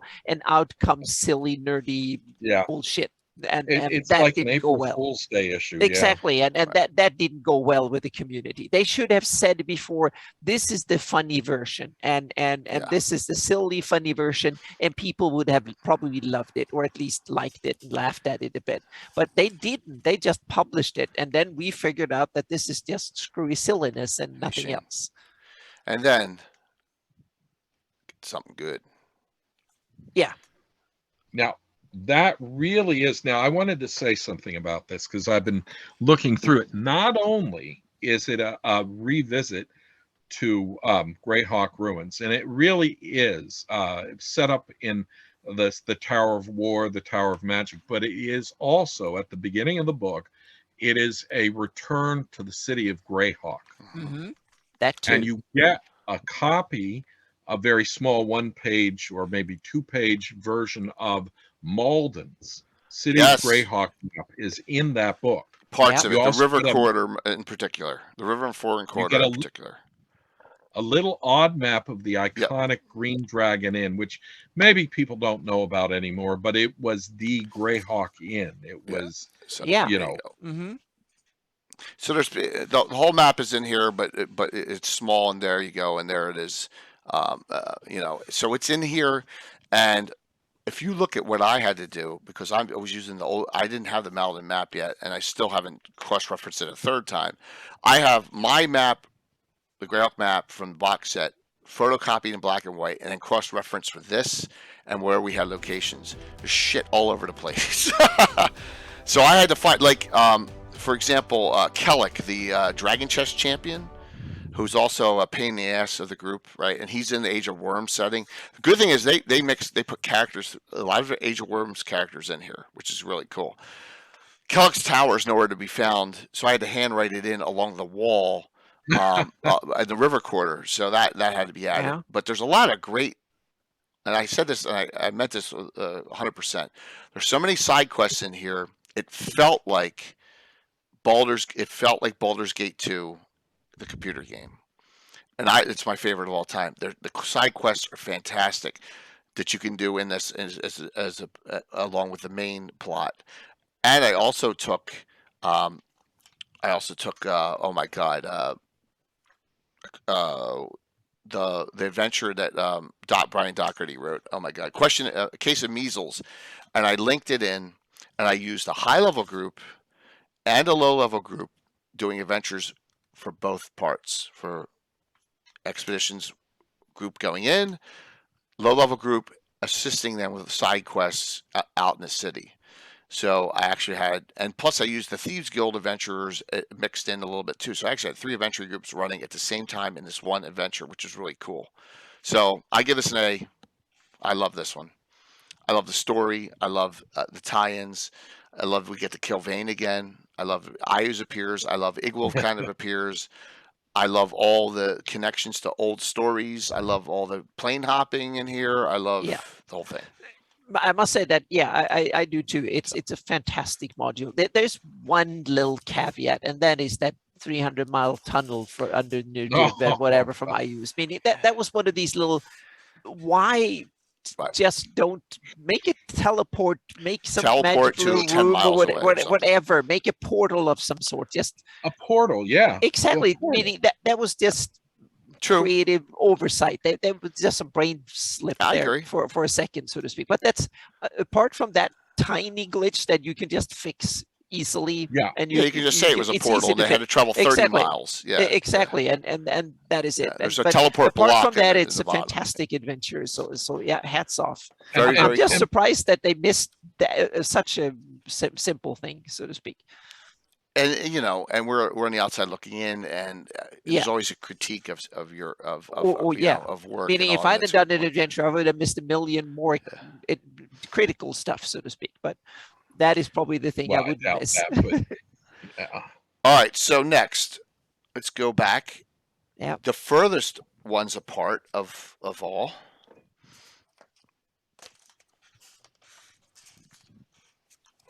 I have 2 keeps on the. Oh, okay. I got to keep on the Borderlands. The U series. Oh yeah. 2 ghosts. I mean, what do you Oh, can't get that's also a return. Yes, that's a return. Well, Definitely a return. no, it's not not a return. exactly This is a true because redo. Yeah, but it's a return, meaning you came back to the original stories at the original place, and it pays homage to the original stories, but at a later time, so to speak. So no, so no, it's the same time. It's 570. Same time. It's 576. Oh, that's true. That yes. is kind of that's true. That And it's damn, I three forgot about wars. that. Yeah. This is the See, we were first trying to work. Yeah. back to the beginning. Yeah. So it's a it's a kind of it's that's a weird one. So it's an alternate. Yeah, it's a It's a redo. remake. It's a Yeah, remake. Yeah. It's the first one that we have that's a pure remake. Yeah. So now we had an entire Legends and Lore way back on Ghost of Saltmarsh. Yeah. One of the first ones that we did, Anna, when we started coming on this channel. Yeah. When it came out. Now, you know my opinion. Give me one unique adventure in there. One. But I understand what they did. Wolfgang Bauer explained it. I understand. Everyone had to get their little piece. Merle's got his adventure in there. They all had these dungeon adventures, and they threw them all in there because, this will fit because I wrote it, right? And then the ship combat's all from the ships in the sea. We all know that. It's not new content. Even though, look, we got great new ship combat. And the interesting thing is that the most important bit is that the ship and the ocean rules are an appendix, which is kind of interesting because I think that's the main selling point of the book is to get ship rules and ocean rules, and that is an appendix. Which that is my general problem with 5e. My biggest problem with 5e is that I don't know what the books are for. Meaning, if I want rules for the planes, or I want to planner rules, or I want to rules for outdoorsy things or underdark things, I don't know what book to look in. Meaning they label them weird things and stuff that throw me. Meaning, I want the manual of the planes. I want a planner book. I want a dungeon book. I want a wilderness book. I want to have crunchy rules for different situations, and I want to have them in a reference book. These are kind of hodgepodge together with a little bit of adventure, and then there are some rules here and there and stuff. And to me, that means that I have to either pull the books physically apart, or I have to find the text and then paste it together in my own PDFs or something. And to me, that's tedious. That's my problem coming from an old school or 3.5 version where you had cool books, meaning you wanted a book about traveling on the sea and ocean adventures, get Shipwreck. And you get all those rules in one book, and you have the manual of the planes. But that whole idea has gone out the window, and that confuses me quite a bit. And that's kind of sad. Yeah, absolutely. I thought I had. I'm looking for if I had of Ships in the Sea. It's a blue book, 2e resource book. I can't find it here. I thought. And then the third edition was Shipwreck that have basically the same rules, and I have like 3 of them. There were a couple of third-party 3.5 books that also have ship rules in them. So the splat books from 2e were a lot of contributed to the downfall, but now all those green books, the Celts, the Vikings, they are the most valuable. They are books. The Gladiator book, the Ships in the Sea, Monster Mythology, all the brown Necromancer books, book and stuff. Oh yeah, the they're blue great resources now. Exactly, the blue, brown, and the gray ones or green ones. They are the fantastic. They're the best of second edition. Yeah, absolutely. I just got this of Ships in the Sea about a year ago. I think I got it for $55, which is insane because now it goes. I've seen it for over $100. I got lucky on that. Did TSR publish a ship naval game? No, I don't think so. They never published. No, but in third edition, there was a book called Shipwrecked. I'll see if I can find it. Yeah, find it somewhere. That was the one that been my mainstay. Yeah. Sages and Specialists, I think was a good one too. A castle guide, the arms and equipment guide. There's so many advanced campaign all guide. The classes too. Exactly.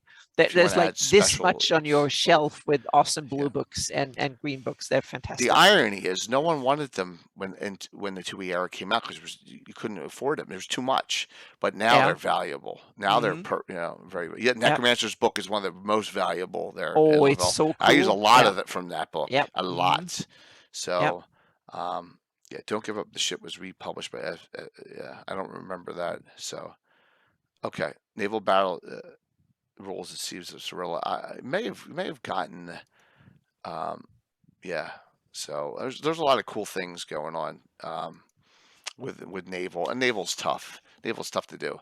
So one of Build the Master Crafters projects will be one day getting that Reaper ship done, and then we're having some massive combats, Harby adventuring for our group. So, yep, 1970s. Wow. Okay, so it's pre-me. I don't even know about it. So a couple others. I've almost done my pile. Yeah. Tomb of Horrors, which I didn't take that off my wall, and now, Jason, you say this is awesome. Return to the Tomb of Horrors by Bruce Cordell. Box set. Yeah, they really made that thin Jason's little frozen. module into a box set. So what did they add, so to speak? Well, here we go. I'm actually thinking about running this. So the original Tomb of Horrors is in here. Jason is frozen. Let me check Discord and see. Okay. Yeah. I'm just gonna say come back on when you can. Frozen, come back on when able. All right, so we have in here. Gitano, you know much on this? You have a Map of Monsters book, pretty thick. You have an illustration book because you know all the illustrations, and you have the entire Return to the Tomb of Horrors book, which is 160 pages of goodness. Now, here comes Jason back. Okay. Hopefully. Good. Hey. Well, welcome back. Yeah. Yep. No problem. What happened? Something with Comcast, I think. No. So, Jason, this is one of your favorites in Returns? Tomb of Oh, Horrors? yes. Tomb of Horrors it's incredible. I mean, it's a box set. Yep. Yeah. Now, what you were talking about, Anna, how a return to should offer something more than just going back into the same place and maybe throwing. This does everything. I must say that they've taken it from one little booklet to a huge box set. Oh, so, yeah. And what's nice about the box set is you get a facsimile S1, and you get the Tomb of Horrors facsimile with the pastel cover and everything. But that is the old Tomb of Horrors. But this, now, in a sense, all of the return tos are meant to be kind of universal. And this one is no different because it's so old, I don't think this should be like a spoiler or anything. You get this thick booklet and handouts and things, and you're going into a pocket dimension. And it is, it expands the entire concept of the Tomb of Horrors into its own kind of realm and like this city universe realm. It is done exceedingly well, and it's not going to disrupt a campaign. It's actually doing what it should do. The way that Return to the Temple of Elemental Evil went back and changed things, this instead adds to the game. And it expands it in a big, big way. Now, in a very small way, Return to White Plume Mountain did that kind of thing. But this box set, it is... if you can get a PDF of it, grab it because I have the PDF of it. Yep. Yeah, and I love PDFs now. But the box set, it came out at the same time as they tried to do the Rod of 7 Parts. Yes, and that box set, which is almost identical looking, that one bit. But this Tomb of Horrors was absolutely fantastic. And they actually pushed the Rod of 7 Parts harder because they did a novel at the same time to push it. And because the Rod is from the DMG and it's an artifact, it has that Greyhawk connection. And we've got in our lore the Wind Dukes of Aqua. And they are part of the Rod of the 7 Parts. This Tomb of Horrors does everything right, though. This is just, it's a fantastic return to. You can run it at any time. You know, like it could be 576, it could be 624. It's a timeless adventure. And I'd say it, while it does not do a lot to increase what we call Greyhawk lore, it offers a place outside, kind of like when they did the Ravenloft stuff, with the idea that you could add this to anything. But Tomb of Horrors, it's one of the few classics that has come out, and I really think it isn't talked about a lot. I think it's a really kind of a shelved classic, but it's a fantastic piece of work. It's like there's a couple things out there like Gates of Firestorm Peak, Night Below, Tomb of Horrors, The Return to. It's not just a return to, it's in a whole new thing, and that's exactly what a return to should be. What do you give it grade-wise? A, B? Oh, well, I'll give this an A, Okay. because this is something I wanted to say. Greyhawk, it's not about the name Greyhawk slapped on something. It's about the spirit of the material, and the spirit of the material, the people playing it and the DM running it. If those three things mix, then that's your Greyhawk. You know, you can use anything you like. You can have any characters you like. You can use any game system, any mechanics you like. Greyhawk is a thing about spirit. And this Tomb of Horrors, even though it's not, it's outside Greyhawk, it's a Greyhawk material. Okay. And it's something, if you could put it up on that board of yours, it should be up there. Well, I haven't run it. So that's why it's not up there. So I have. It's a big adventure, though. It's a campaign. It is. So I am. Well, I'll show you what I'm considering running. I think I'm going to go with something else before that, but I like to really hit up something that's printed, a published source that I haven't done. I did N1 last year. Oh my God, it's been almost a year since I've done Against Call the Reptile God. But all right, so I'll talk about it at the end. Let's do one or two more. This has, now I'm not talking about Ravenloft 2. Yeah. Another Bruce Cordell one. Mm-hmm. Expedition to Castle Ravenloft. I don't know how many people know about this book, but this is the third of the expedition books. I was just going to say, how tied to Greyhawk is that? Well, none at all. Ravenloft, or can Ravenloft be seen as? Is it even meant? I think it's mentioned that you can travel to Ravenloft from Greyhawk, so and so. Or well, is that this isn't Pocket Plane. This one, I put this once again in northern Keeland, Grand March border from my adventure. I put it in Perrinland myself. Okay, so we have all placed it, but Expedition to Castle Ravenloft is another reprint. I have never read it, so I don't know anything about it. But it Me either. I don't even know. I skipped it because I didn't even see the Greyhawk connection. No problem. So there really isn't. There really isn't. I mean, and like I said, Tomb of Horrors, the connection is Acererak, and there is a Greyhawk, strong Greyhawk connection, but it doesn't increase the lore. Yeah, Jason, Acererak, how old of a connection is that? How deep is it into Greyhawk? Huge. Well, I mean, now the problem is that the original Acererak comes from the Tomb of Horrors. Was that just one of these convention modules that would then shoehorned into Greyhawk? Okay, so there's no deep lore connections, really. No, there is not originally. Okay, no, gotcha. Acererak. And of course, White Plume Mountain itself was Lawrence Schick's. Yeah, so the same thing. It wasn't even a tournament. It was his. They said, write us modules so we can see how you do it. So Keraptis and Dragoth that got shoehorned into Greyhawk that way through Lawrence Schick's module. Okay, gotcha. Yeah, and the same thing with Ghost Tower of Inverness with exactly. Alan he showed us his whole world, his map.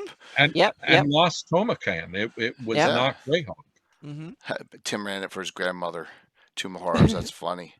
Yeah. So your Halloween stash. All right. So another one that we worked on, we couldn't get it accomplished was so Alan Hammock actually did a sequel to this, or Return to Ghost Tower of Inverness. Look how beat up this one is. Mike went on the wall. Yes. So that's available, and maybe one day we'll have him run it during the con. So note that is available there as well. I think with that, we got through everything that we discussed there, Jason.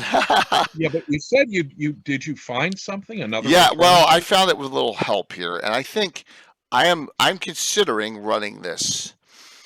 All right, let's see if I can pop this up without crashing things. I'm thinking of running this. Oh, Dark Druids. Mm-hmm. So Okay. I'm Yeah. thinking of running this adventure and placing it in the gnarly forest because we've already done some crazy Dark Druid stuff thing with Verdant Rage from Troller Games. I think that will connect into this. Yeah, and we'll connect into this. And Yeah. it's levels 8 to 12. So I've taken a lot of inspiration from that one for my, but I have a different take of what the Dark Druids are. But okay, the Robert, when I met him in LA, what is it, like 8 years ago or something like that? We spent a couple of days when they did the D&D documentary, and so I talked to him about it, and that was when I'm not sure if he had published it or if he's going to publish it. I'm not sure. Maybe he was going to publish it. Was that era, so to speak. It was republished in new version with added material. right. I think that was the story. And we discussed it. And it was not my take on it, but I got a lot of inspiration from it, even if I'm not using it the same way, so to speak. So Okay. so it's kind of just the thought of Dark Druids got me thinking. So to speak, we've always had crazy fallen druids in my campaign, going all the way back to the 80s, where we had the druid who summoned the wild hunt up in the Vespi Forest. So, So is this a return to? No, it isn't. It isn't. It's not. We're finished up, and I was just like, let's throw it out. There's something. But in a way, it is, because it was published a small version of it originally, I think, and then he came back with a much bigger production budget, and they added stuff, and then republished the same module with added material into it. I think that's the story. My point there, Jason, was I'm between running this at some point or running Return to the Tomb of Horrors, which I've never run before. Some point. One of the two. Begin. I think that it's an added material and stuff in that version than the 2002. I don't have the 2002 version, but I have that version. And I think this one came out. What was it? 20? Yeah. I have to look at it with a couple other things that I may have run before, and I'm going to twist it a little bit. But they're the two that I've never run before that I'm considering running. For my campaign, for my game. So let's see, I have it here. Yeah, let's see when it came out. I think it was 2002. This one came out 2015. Oh, wow. So he did Alan publish that one? Is it Black Blade? Chaotic Henchman Productions. So, okay. Yeah. Oh. So this one was not published. He showed me a PDF or something of it. So we discussed it with him when he was down, and he had some. Well, maybe it was a print. I forgot which one. I think he had a tablet, and we looked at it a little bit and discussed it just briefly. Yep. So, Jason, if you had your choice, any of these you would run if you had the time. Oh, well, out of the return tos, I used Keep on the Borderland quite a bit as like a sample fortress. So, it's also like an old favorite of mine. And so I would, run the return to, but add it to a lot of different things. And I will say that they have done with the Goodman stuff that the expansions that they've done with their 5e versions in the hardcover, where you get the original and you get that. Now, one of the things that wasn't mentioned when we were talking about Keep is B1, the Search of the Unknown. Yeah. When they did the Return to the Keep on the Borderland, if you look at the map for Kendall Keep, Quasqueton is on that map. So in a way, they've linked B1 as in down there in the Yeomanry as well as Kendall Keep. Okay. So I probably, I probably as if I were going to start, I'd like to start a basic game right from first level again. So I'm very intrigued by Tomb of Horrors, but I would probably go right for redoing B2 and trying to spice things up even a little more than they have right there but it's good idea with Return to the Keep. And as I've mentioned, I also like the Kenzer-Co. Oh, we forgot about that. We put that up. Little Keep on the Borderlands. Yeah. There, Now, Hackmaster. that came out 20 years ago. Right. And what it is that Kenzer-Co., who produces Knights of the Dinner Table, they did Jolly Blackbird did this version of Keep on the Borderlands called Little Keep. Now, when they did these, they did this game called Hackmaster, and Hackmaster is very much more bloody. And as you can see, that owlbear's like tearing somebody's head off. But when they did it, they did these. They got the permission to redo classic AD&D modules. That was their first one, and it was done with just a touch of farce. But it was mostly a serious redoing. They redid all the characters, kind of like they did with Return to. They added depth, and they added like this dark humor, and they redid everything. It's not a return to, but it's a retelling. And I really liked what they did in the by expansion. As you can see, it's a Keep on the Borderlands, a thin little module, and Little Keep is a thicker kind of trade paperback version. Kelso said they put a beholder in there. I can't remember. That's funny. Oh my gosh. Yeah. But it is a fantastic little, slightly darkly humorous, and they got hell for it. And then the rest of their modules had to be silly, but that one is not. Okay. And so if you're going to look at Little Keep on the Borderland, do not forget the Kenzer-Co. Little Keep. It's a fantastic retelling. But it does a lot of the things that they were trying to do with Return to the Keep. Awesome. And any of them, like if you were DMing any of them, you'd throw into a campaign here or there or run? I was just going to say we inspired me a lot. We have I can't say much because I probably have players in the end. This is part of my secret plot, but a couple of the topics we talked about early on inspired me a lot because I looked at exactly the same thing. Awesome. And I'm going to say this. So there's a couple of things that I've definitely already incorporated in my campaign. We have, Dark Druids was part of the inspiration, and White Plume Mountain and Return to White Plume Mountain is one of the inspirations for my Shieldlands campaign now. Good. So so it's definitely part of it, and it's a combination of Dark Druids, the White Plume Mountain, and what's happening in I Use the Evil. I can say it's a combination of all three. That is the nice. And the Marklands. That's the basis for my campaign, so to speak. I've taken inspiration from all three, and it's so cool that some of the stuff you mentioned here, I'm not going to spoil it more because then I'll ruin That's pretty gross, Anna. All that mixed together. Tough. It's tough. Yeah, it's kind of interesting. So yeah.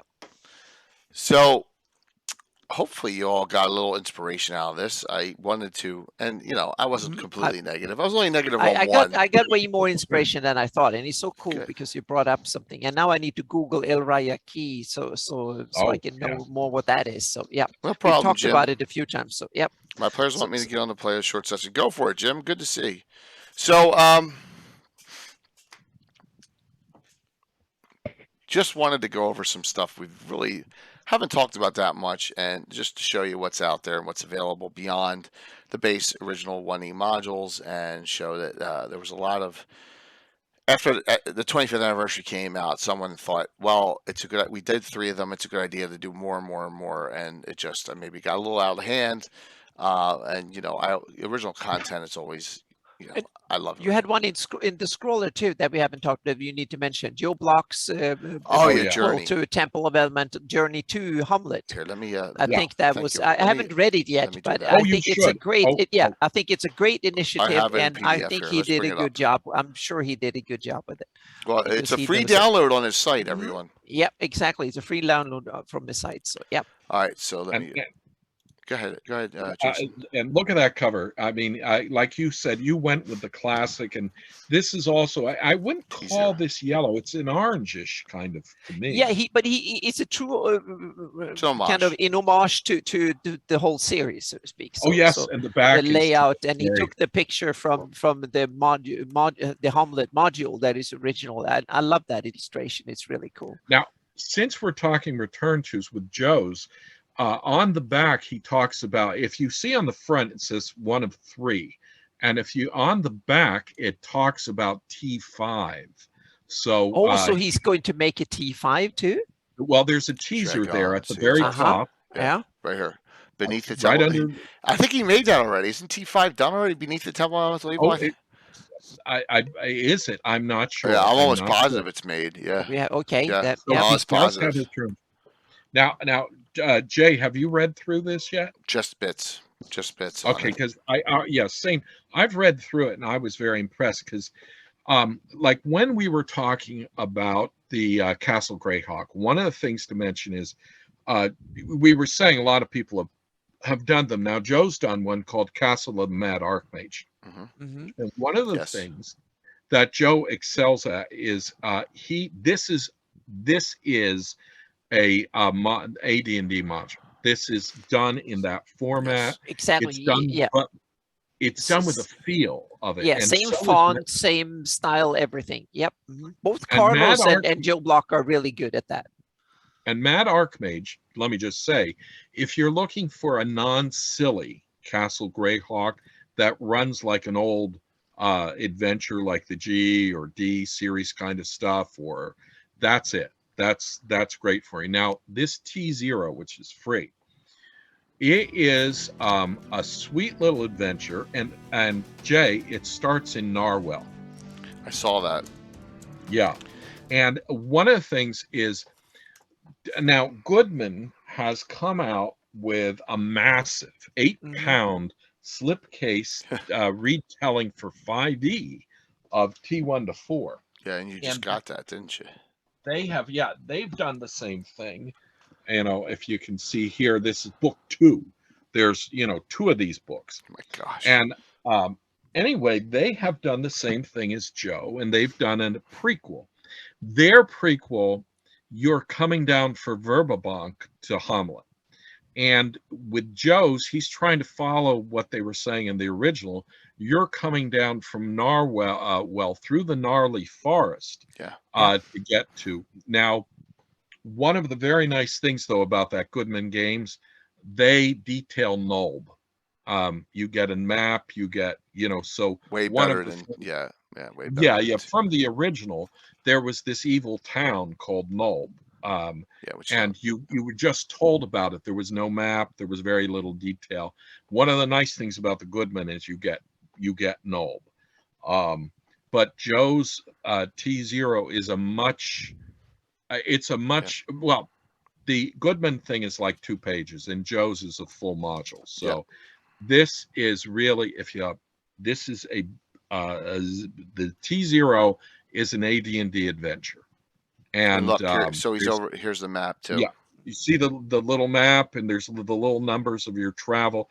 One of the nice things is it is a kinetic adventure, and by that, a lot of modules are written in a very static way, like the giant module where they're having a celebration in their main hall, but they don't tell you what happens when that ends. That's static. You've got to do it yourself to make it. Joe's module is kind of like. I'm trying to think of the main. Is it Baltron's Beacon? No, it's one of maybe the obelisk. But anyway, there's time.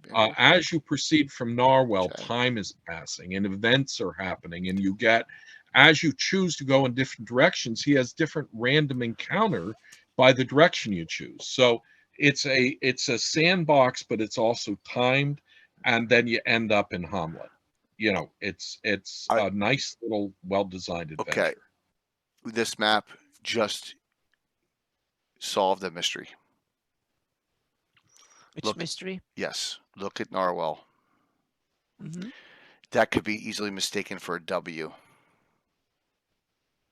Oh, yes.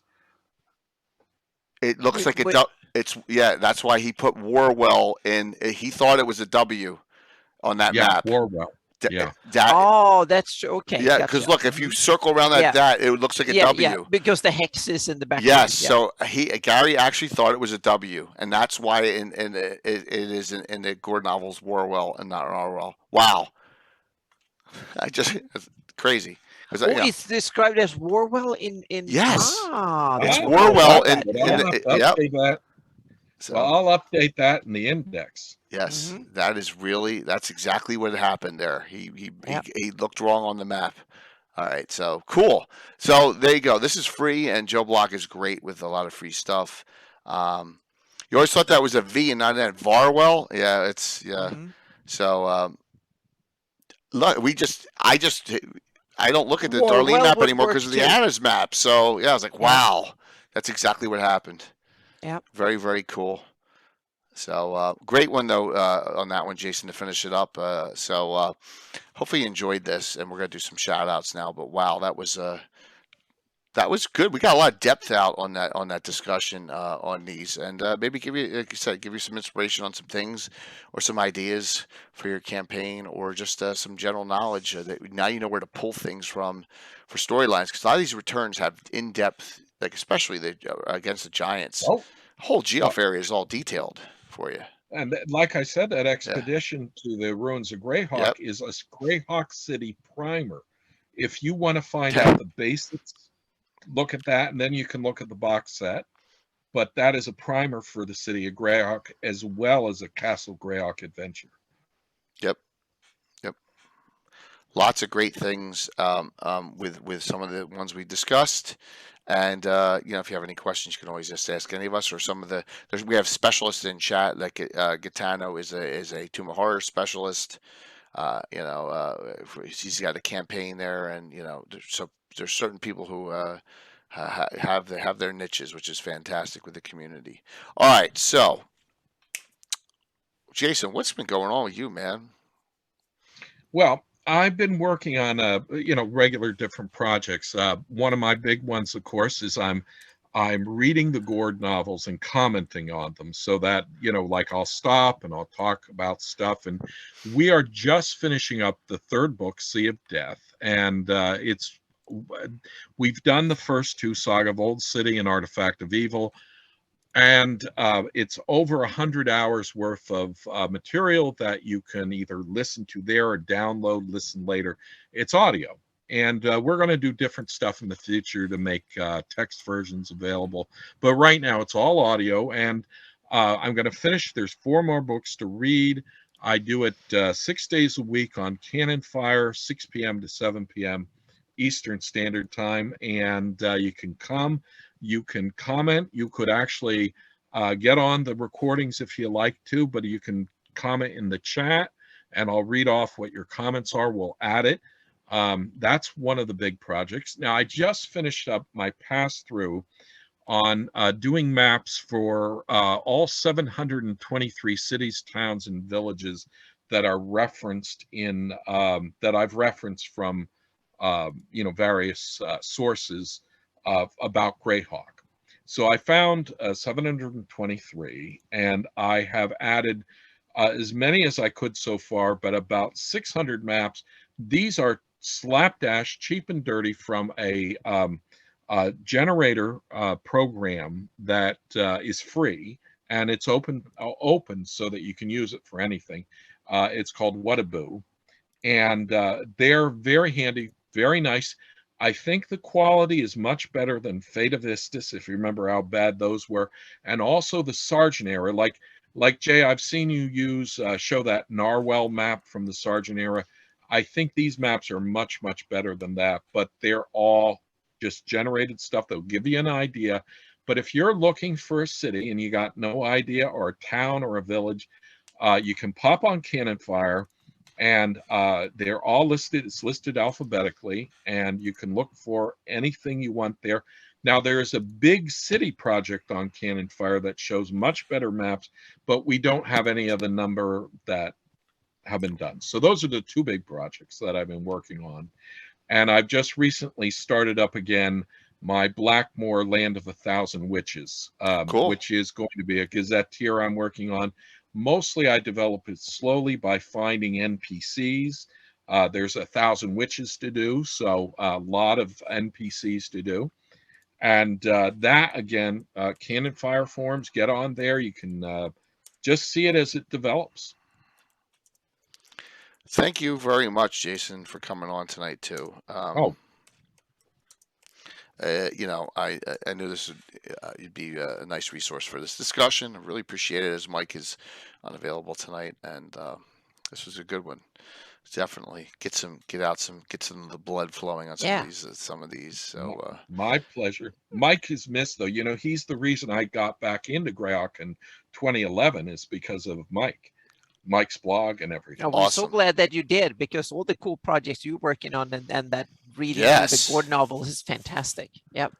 Oh, I'm only like 10 hours in or something, and yeah, but it's amazing. So you should definitely go there. It's a great analysis, and yeah, it's a way to experience the books, especially if you're new. But even if you're a diehard Greyhawk fan for years, then you still learn things. But if you're new, it's a great way to get in deep on the discussion early, so to speak. It's awesome. So Anna, what's going on? Yeah, first I have to shout out to Troy Cannibal. He was so kind, so he sent me 3 GIS Bibles. Oh. So I'm going through the GIS fundamentals. I'm on chapter 3, like 150 pages in. This is a really awesome 700 book and it says GIS fundamentals. This is basically a Bible with everything. And if that weren't enough, then there is the another one that goes in. So when you learn the fundamental 700 pages, then you have this Bible. And this is really cool. This goes into how to actually make it the presentation. The other one takes the groundwork. This goes into in detail of the other stuff, and I can't thank Troy enough for this. Awesome. It's kind of awesome. These are hundreds of dollars in if you want to buy them, so to speak. And there's a third book too. I just have to show it in a little A to C GIS. If you get stuck on one of the words and stuff, it's awesome. A little lexicon.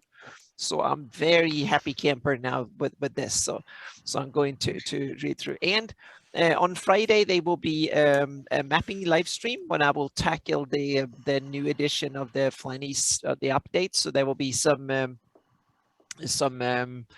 more, maybe not so much river work. There will be, unfortunately, islands. I know it's boring, but it will be islands, and we can maybe do some Hepona land work or something if it gets boring and tedious with the islands. So I'm working on it. And I'm also, in the beginning of the show, I just started a render, and it's working in the background. It will take probably 18 hours or so. Wow. And that is the second area.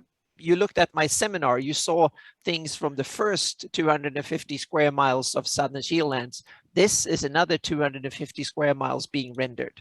So and I will hopefully, if I'm lucky, I will add another 250 square miles per week into it. So I will have 2,000 square miles in fairly soon that I can start putting stuff in. So I'm getting closer. This one is 100 miles closer to Critwall and stuff. So another 2 renders, I will be at the Critwall area, and that's what I'm looking forward to. I want to do Critwall. I'm so keen on that. And then we go the other way towards White Plume Mountain and stuff, but that will be later in the spring and summer next year. So it's one of my side projects to keep doing that, so to speak. So and I've posted the slides and stuff from my from the show with all the settlements and stuff from the Shieldlands that I did first. For the slide, I posted them for my patrons. There will come descriptions and more proper ones when I've done the buildings heights and stuff in a week or 2. There will be proper ones with more backstories. There will be heraldry and more stuff coming from my campaign, from Meyerhawk as well.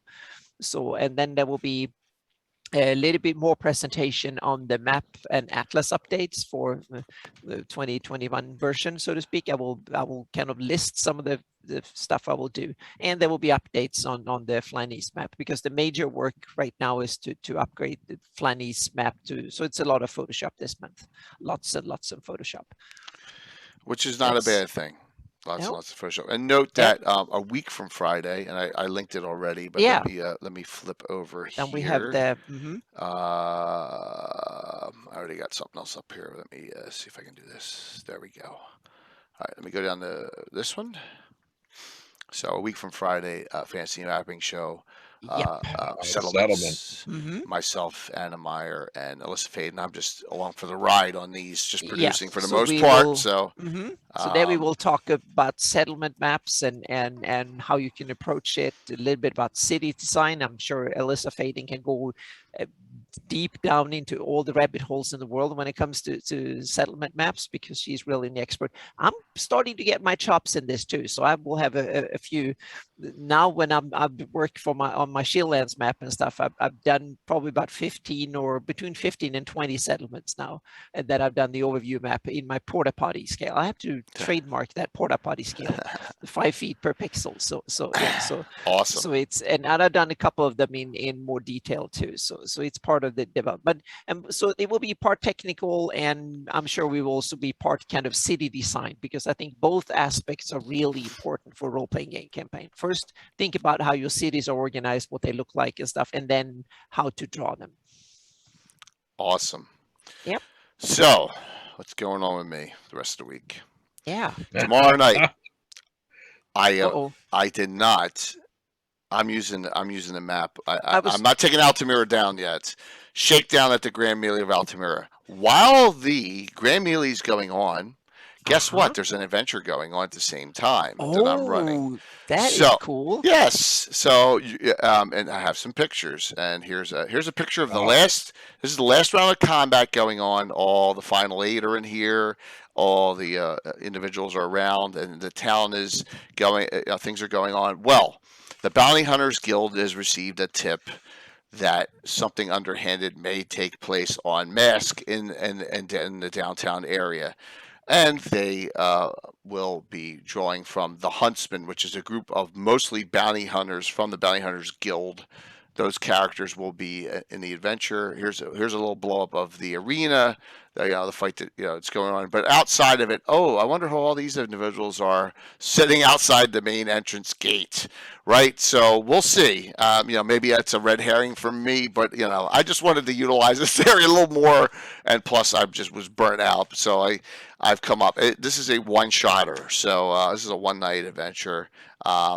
Well, Tim will not. Now, Tim normally is not. I love Tim to play, but Tim is probably not going to be there tomorrow night. It's going to be all the rest of the crew will be there for tomorrow night's adventure. The Huntsman's got some really nice characters in it, and more melee mad list. We'll see. But we'll get some close-ups of some great scenery. But that's what's going to be happening tomorrow night, and then. Dun, dun, dun, dun, Sunday night's adventure. Gabbin. Ed Greenwood returns on Gabbin number 166, Spellcasters of the Realms Part 2. So we're going to have... Eric Mengi. Yes, and Eric Mengi is going to talk about his Vecna creation. Whoops, that was me. Hold on. Disappeared. Now we're back. That was me. Yep. I went down to... I hit the... and you do... there we go. Okay, everyone's back up there. So Eric Mengi and Ed Greenwood will be around on Sunday. Note, right now the next game for them is Saturday, November 6th. Eric Mengi cannot play because he has a previous engagement that came. Well, he did not know about the date with his daughter with Girl Scouts. So I am trying to replace one Eric with another Eric. Yeah, I'll keep you posted. All right, I'll keep you posted on that. So right now the group is Ed Greenwood, Tony Winslow Brill, Eric Boyd. There's another Eric, Stella, Anna, and maybe Mike Disney will jump in on that one too. We'll see. But I'm trying to add another Eric to it as well, and that so there you go. Ed Greenwood, and Ed will be up for talking about almost anything. I put part 2 Spellcasters Realms. Who knows what we're going to talk about with Ed Greenwood on Saturday Night's Gabbin'. I have some questions for him though, some background stories. And remember, he told us about how he made the Seven Sisters up when he was a child. I really want to delve into that a little bit more. But yeah, it'll be a really fun discussion. Oh yeah. And I'm gonna always hit this button. Legends Lore next week is to be determined because we're lucky enough to get this topic up. So there you go. So note that. So I got a 3-stream week. So an easy one for me this week. So that's everything that's going on here. So can't wait. Can't wait for the rest of the week and tomorrow night's game. Oh, it's Reaper Miniatures giveaway tomorrow night, which is great.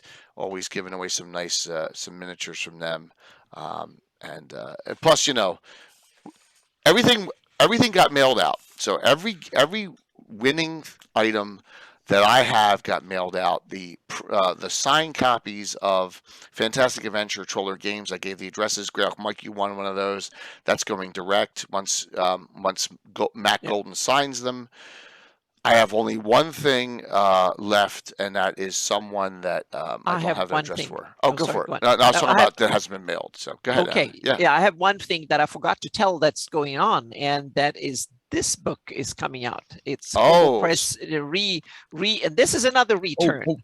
It's slide over a little more. It's a return to the Southlands. It's the new Southlands word book for 5e. So the original Southlands, I have to hold up here, came out like 6 years ago or something. That was for Pathfinder, and it was very popular at the time. And that was the first one that I did that I had my original Southlands map in there. That was the first really big commission work that I did.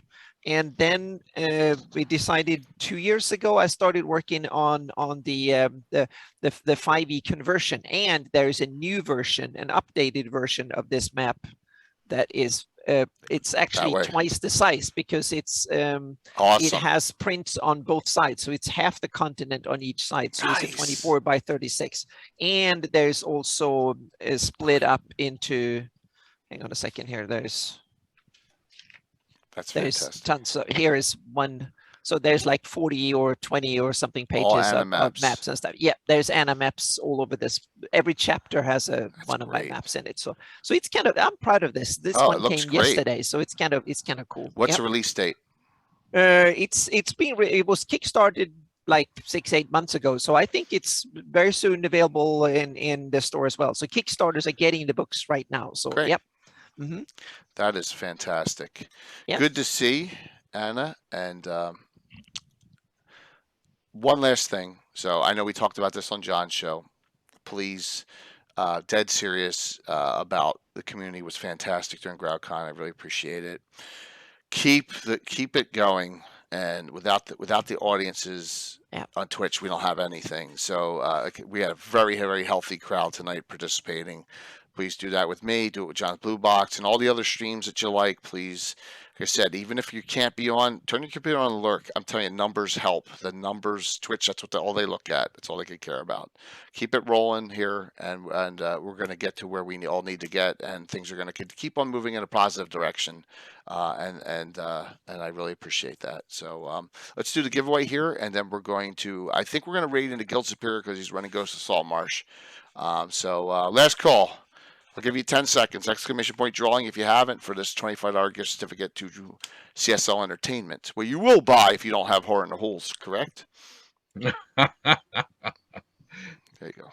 All right, 5, 4. Here we go. I'm going to close out the entries and the winner. Did that close? Yeah. All right, hold on. Yeah, it said it closed, but now I can't. Let me go back and forth. I can't click on the winner. You stupid thing. All right, ready? The winner is Balfrin. Oh, cool. Oh, congratulations. Good old there you go, Balfrin. Balfrin is on. So, and I was just talking to him in Discord. So about something. There you go. I will get him that. And let me tell you something. the tech team, whenever you see Balfrin or Zarathon or Trevor or Grape Ape, say thanks to them because they were there. Someone was always on that help desk. Things went very smoothly for GreyhawkCon, and just sitting there has got to be monotonous, but they did a great job keeping things flowing. They had no major tech issues during the whole show. So yeah, Balfrin is all. I just talked to him. There you go, laughing out loud. Hey, you signed up, Balfrin. You want it fair and square. So, all right, sit tight, please. It's all rating Guild Superior. Give him a nice good raid here, and I'll see you. Yep, I did. I got you, Shane. Definitely. I got you. I'll see you all tomorrow night for a really cool one-shotter. It's going to be kind of sandboxy because I got some things kind of set up in my head and some notes taken. So see you all tomorrow night. Thanks once again, Anna and Jason, for a great show. Well, thank you for all the compliments. Thank you. Thank you, everyone in chat. What am I doing here? I got to hit the right button. See ya. Thank you. All right, setting this up. Raiding into Guild Superior.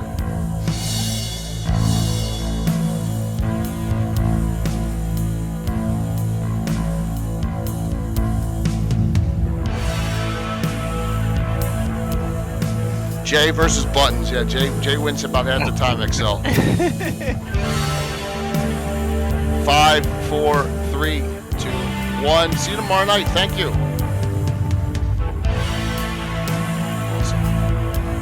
That's great. Yeah.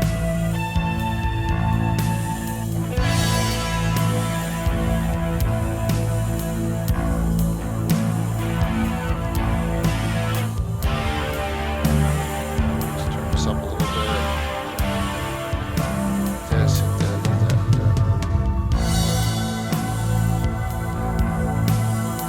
Okay, go back here,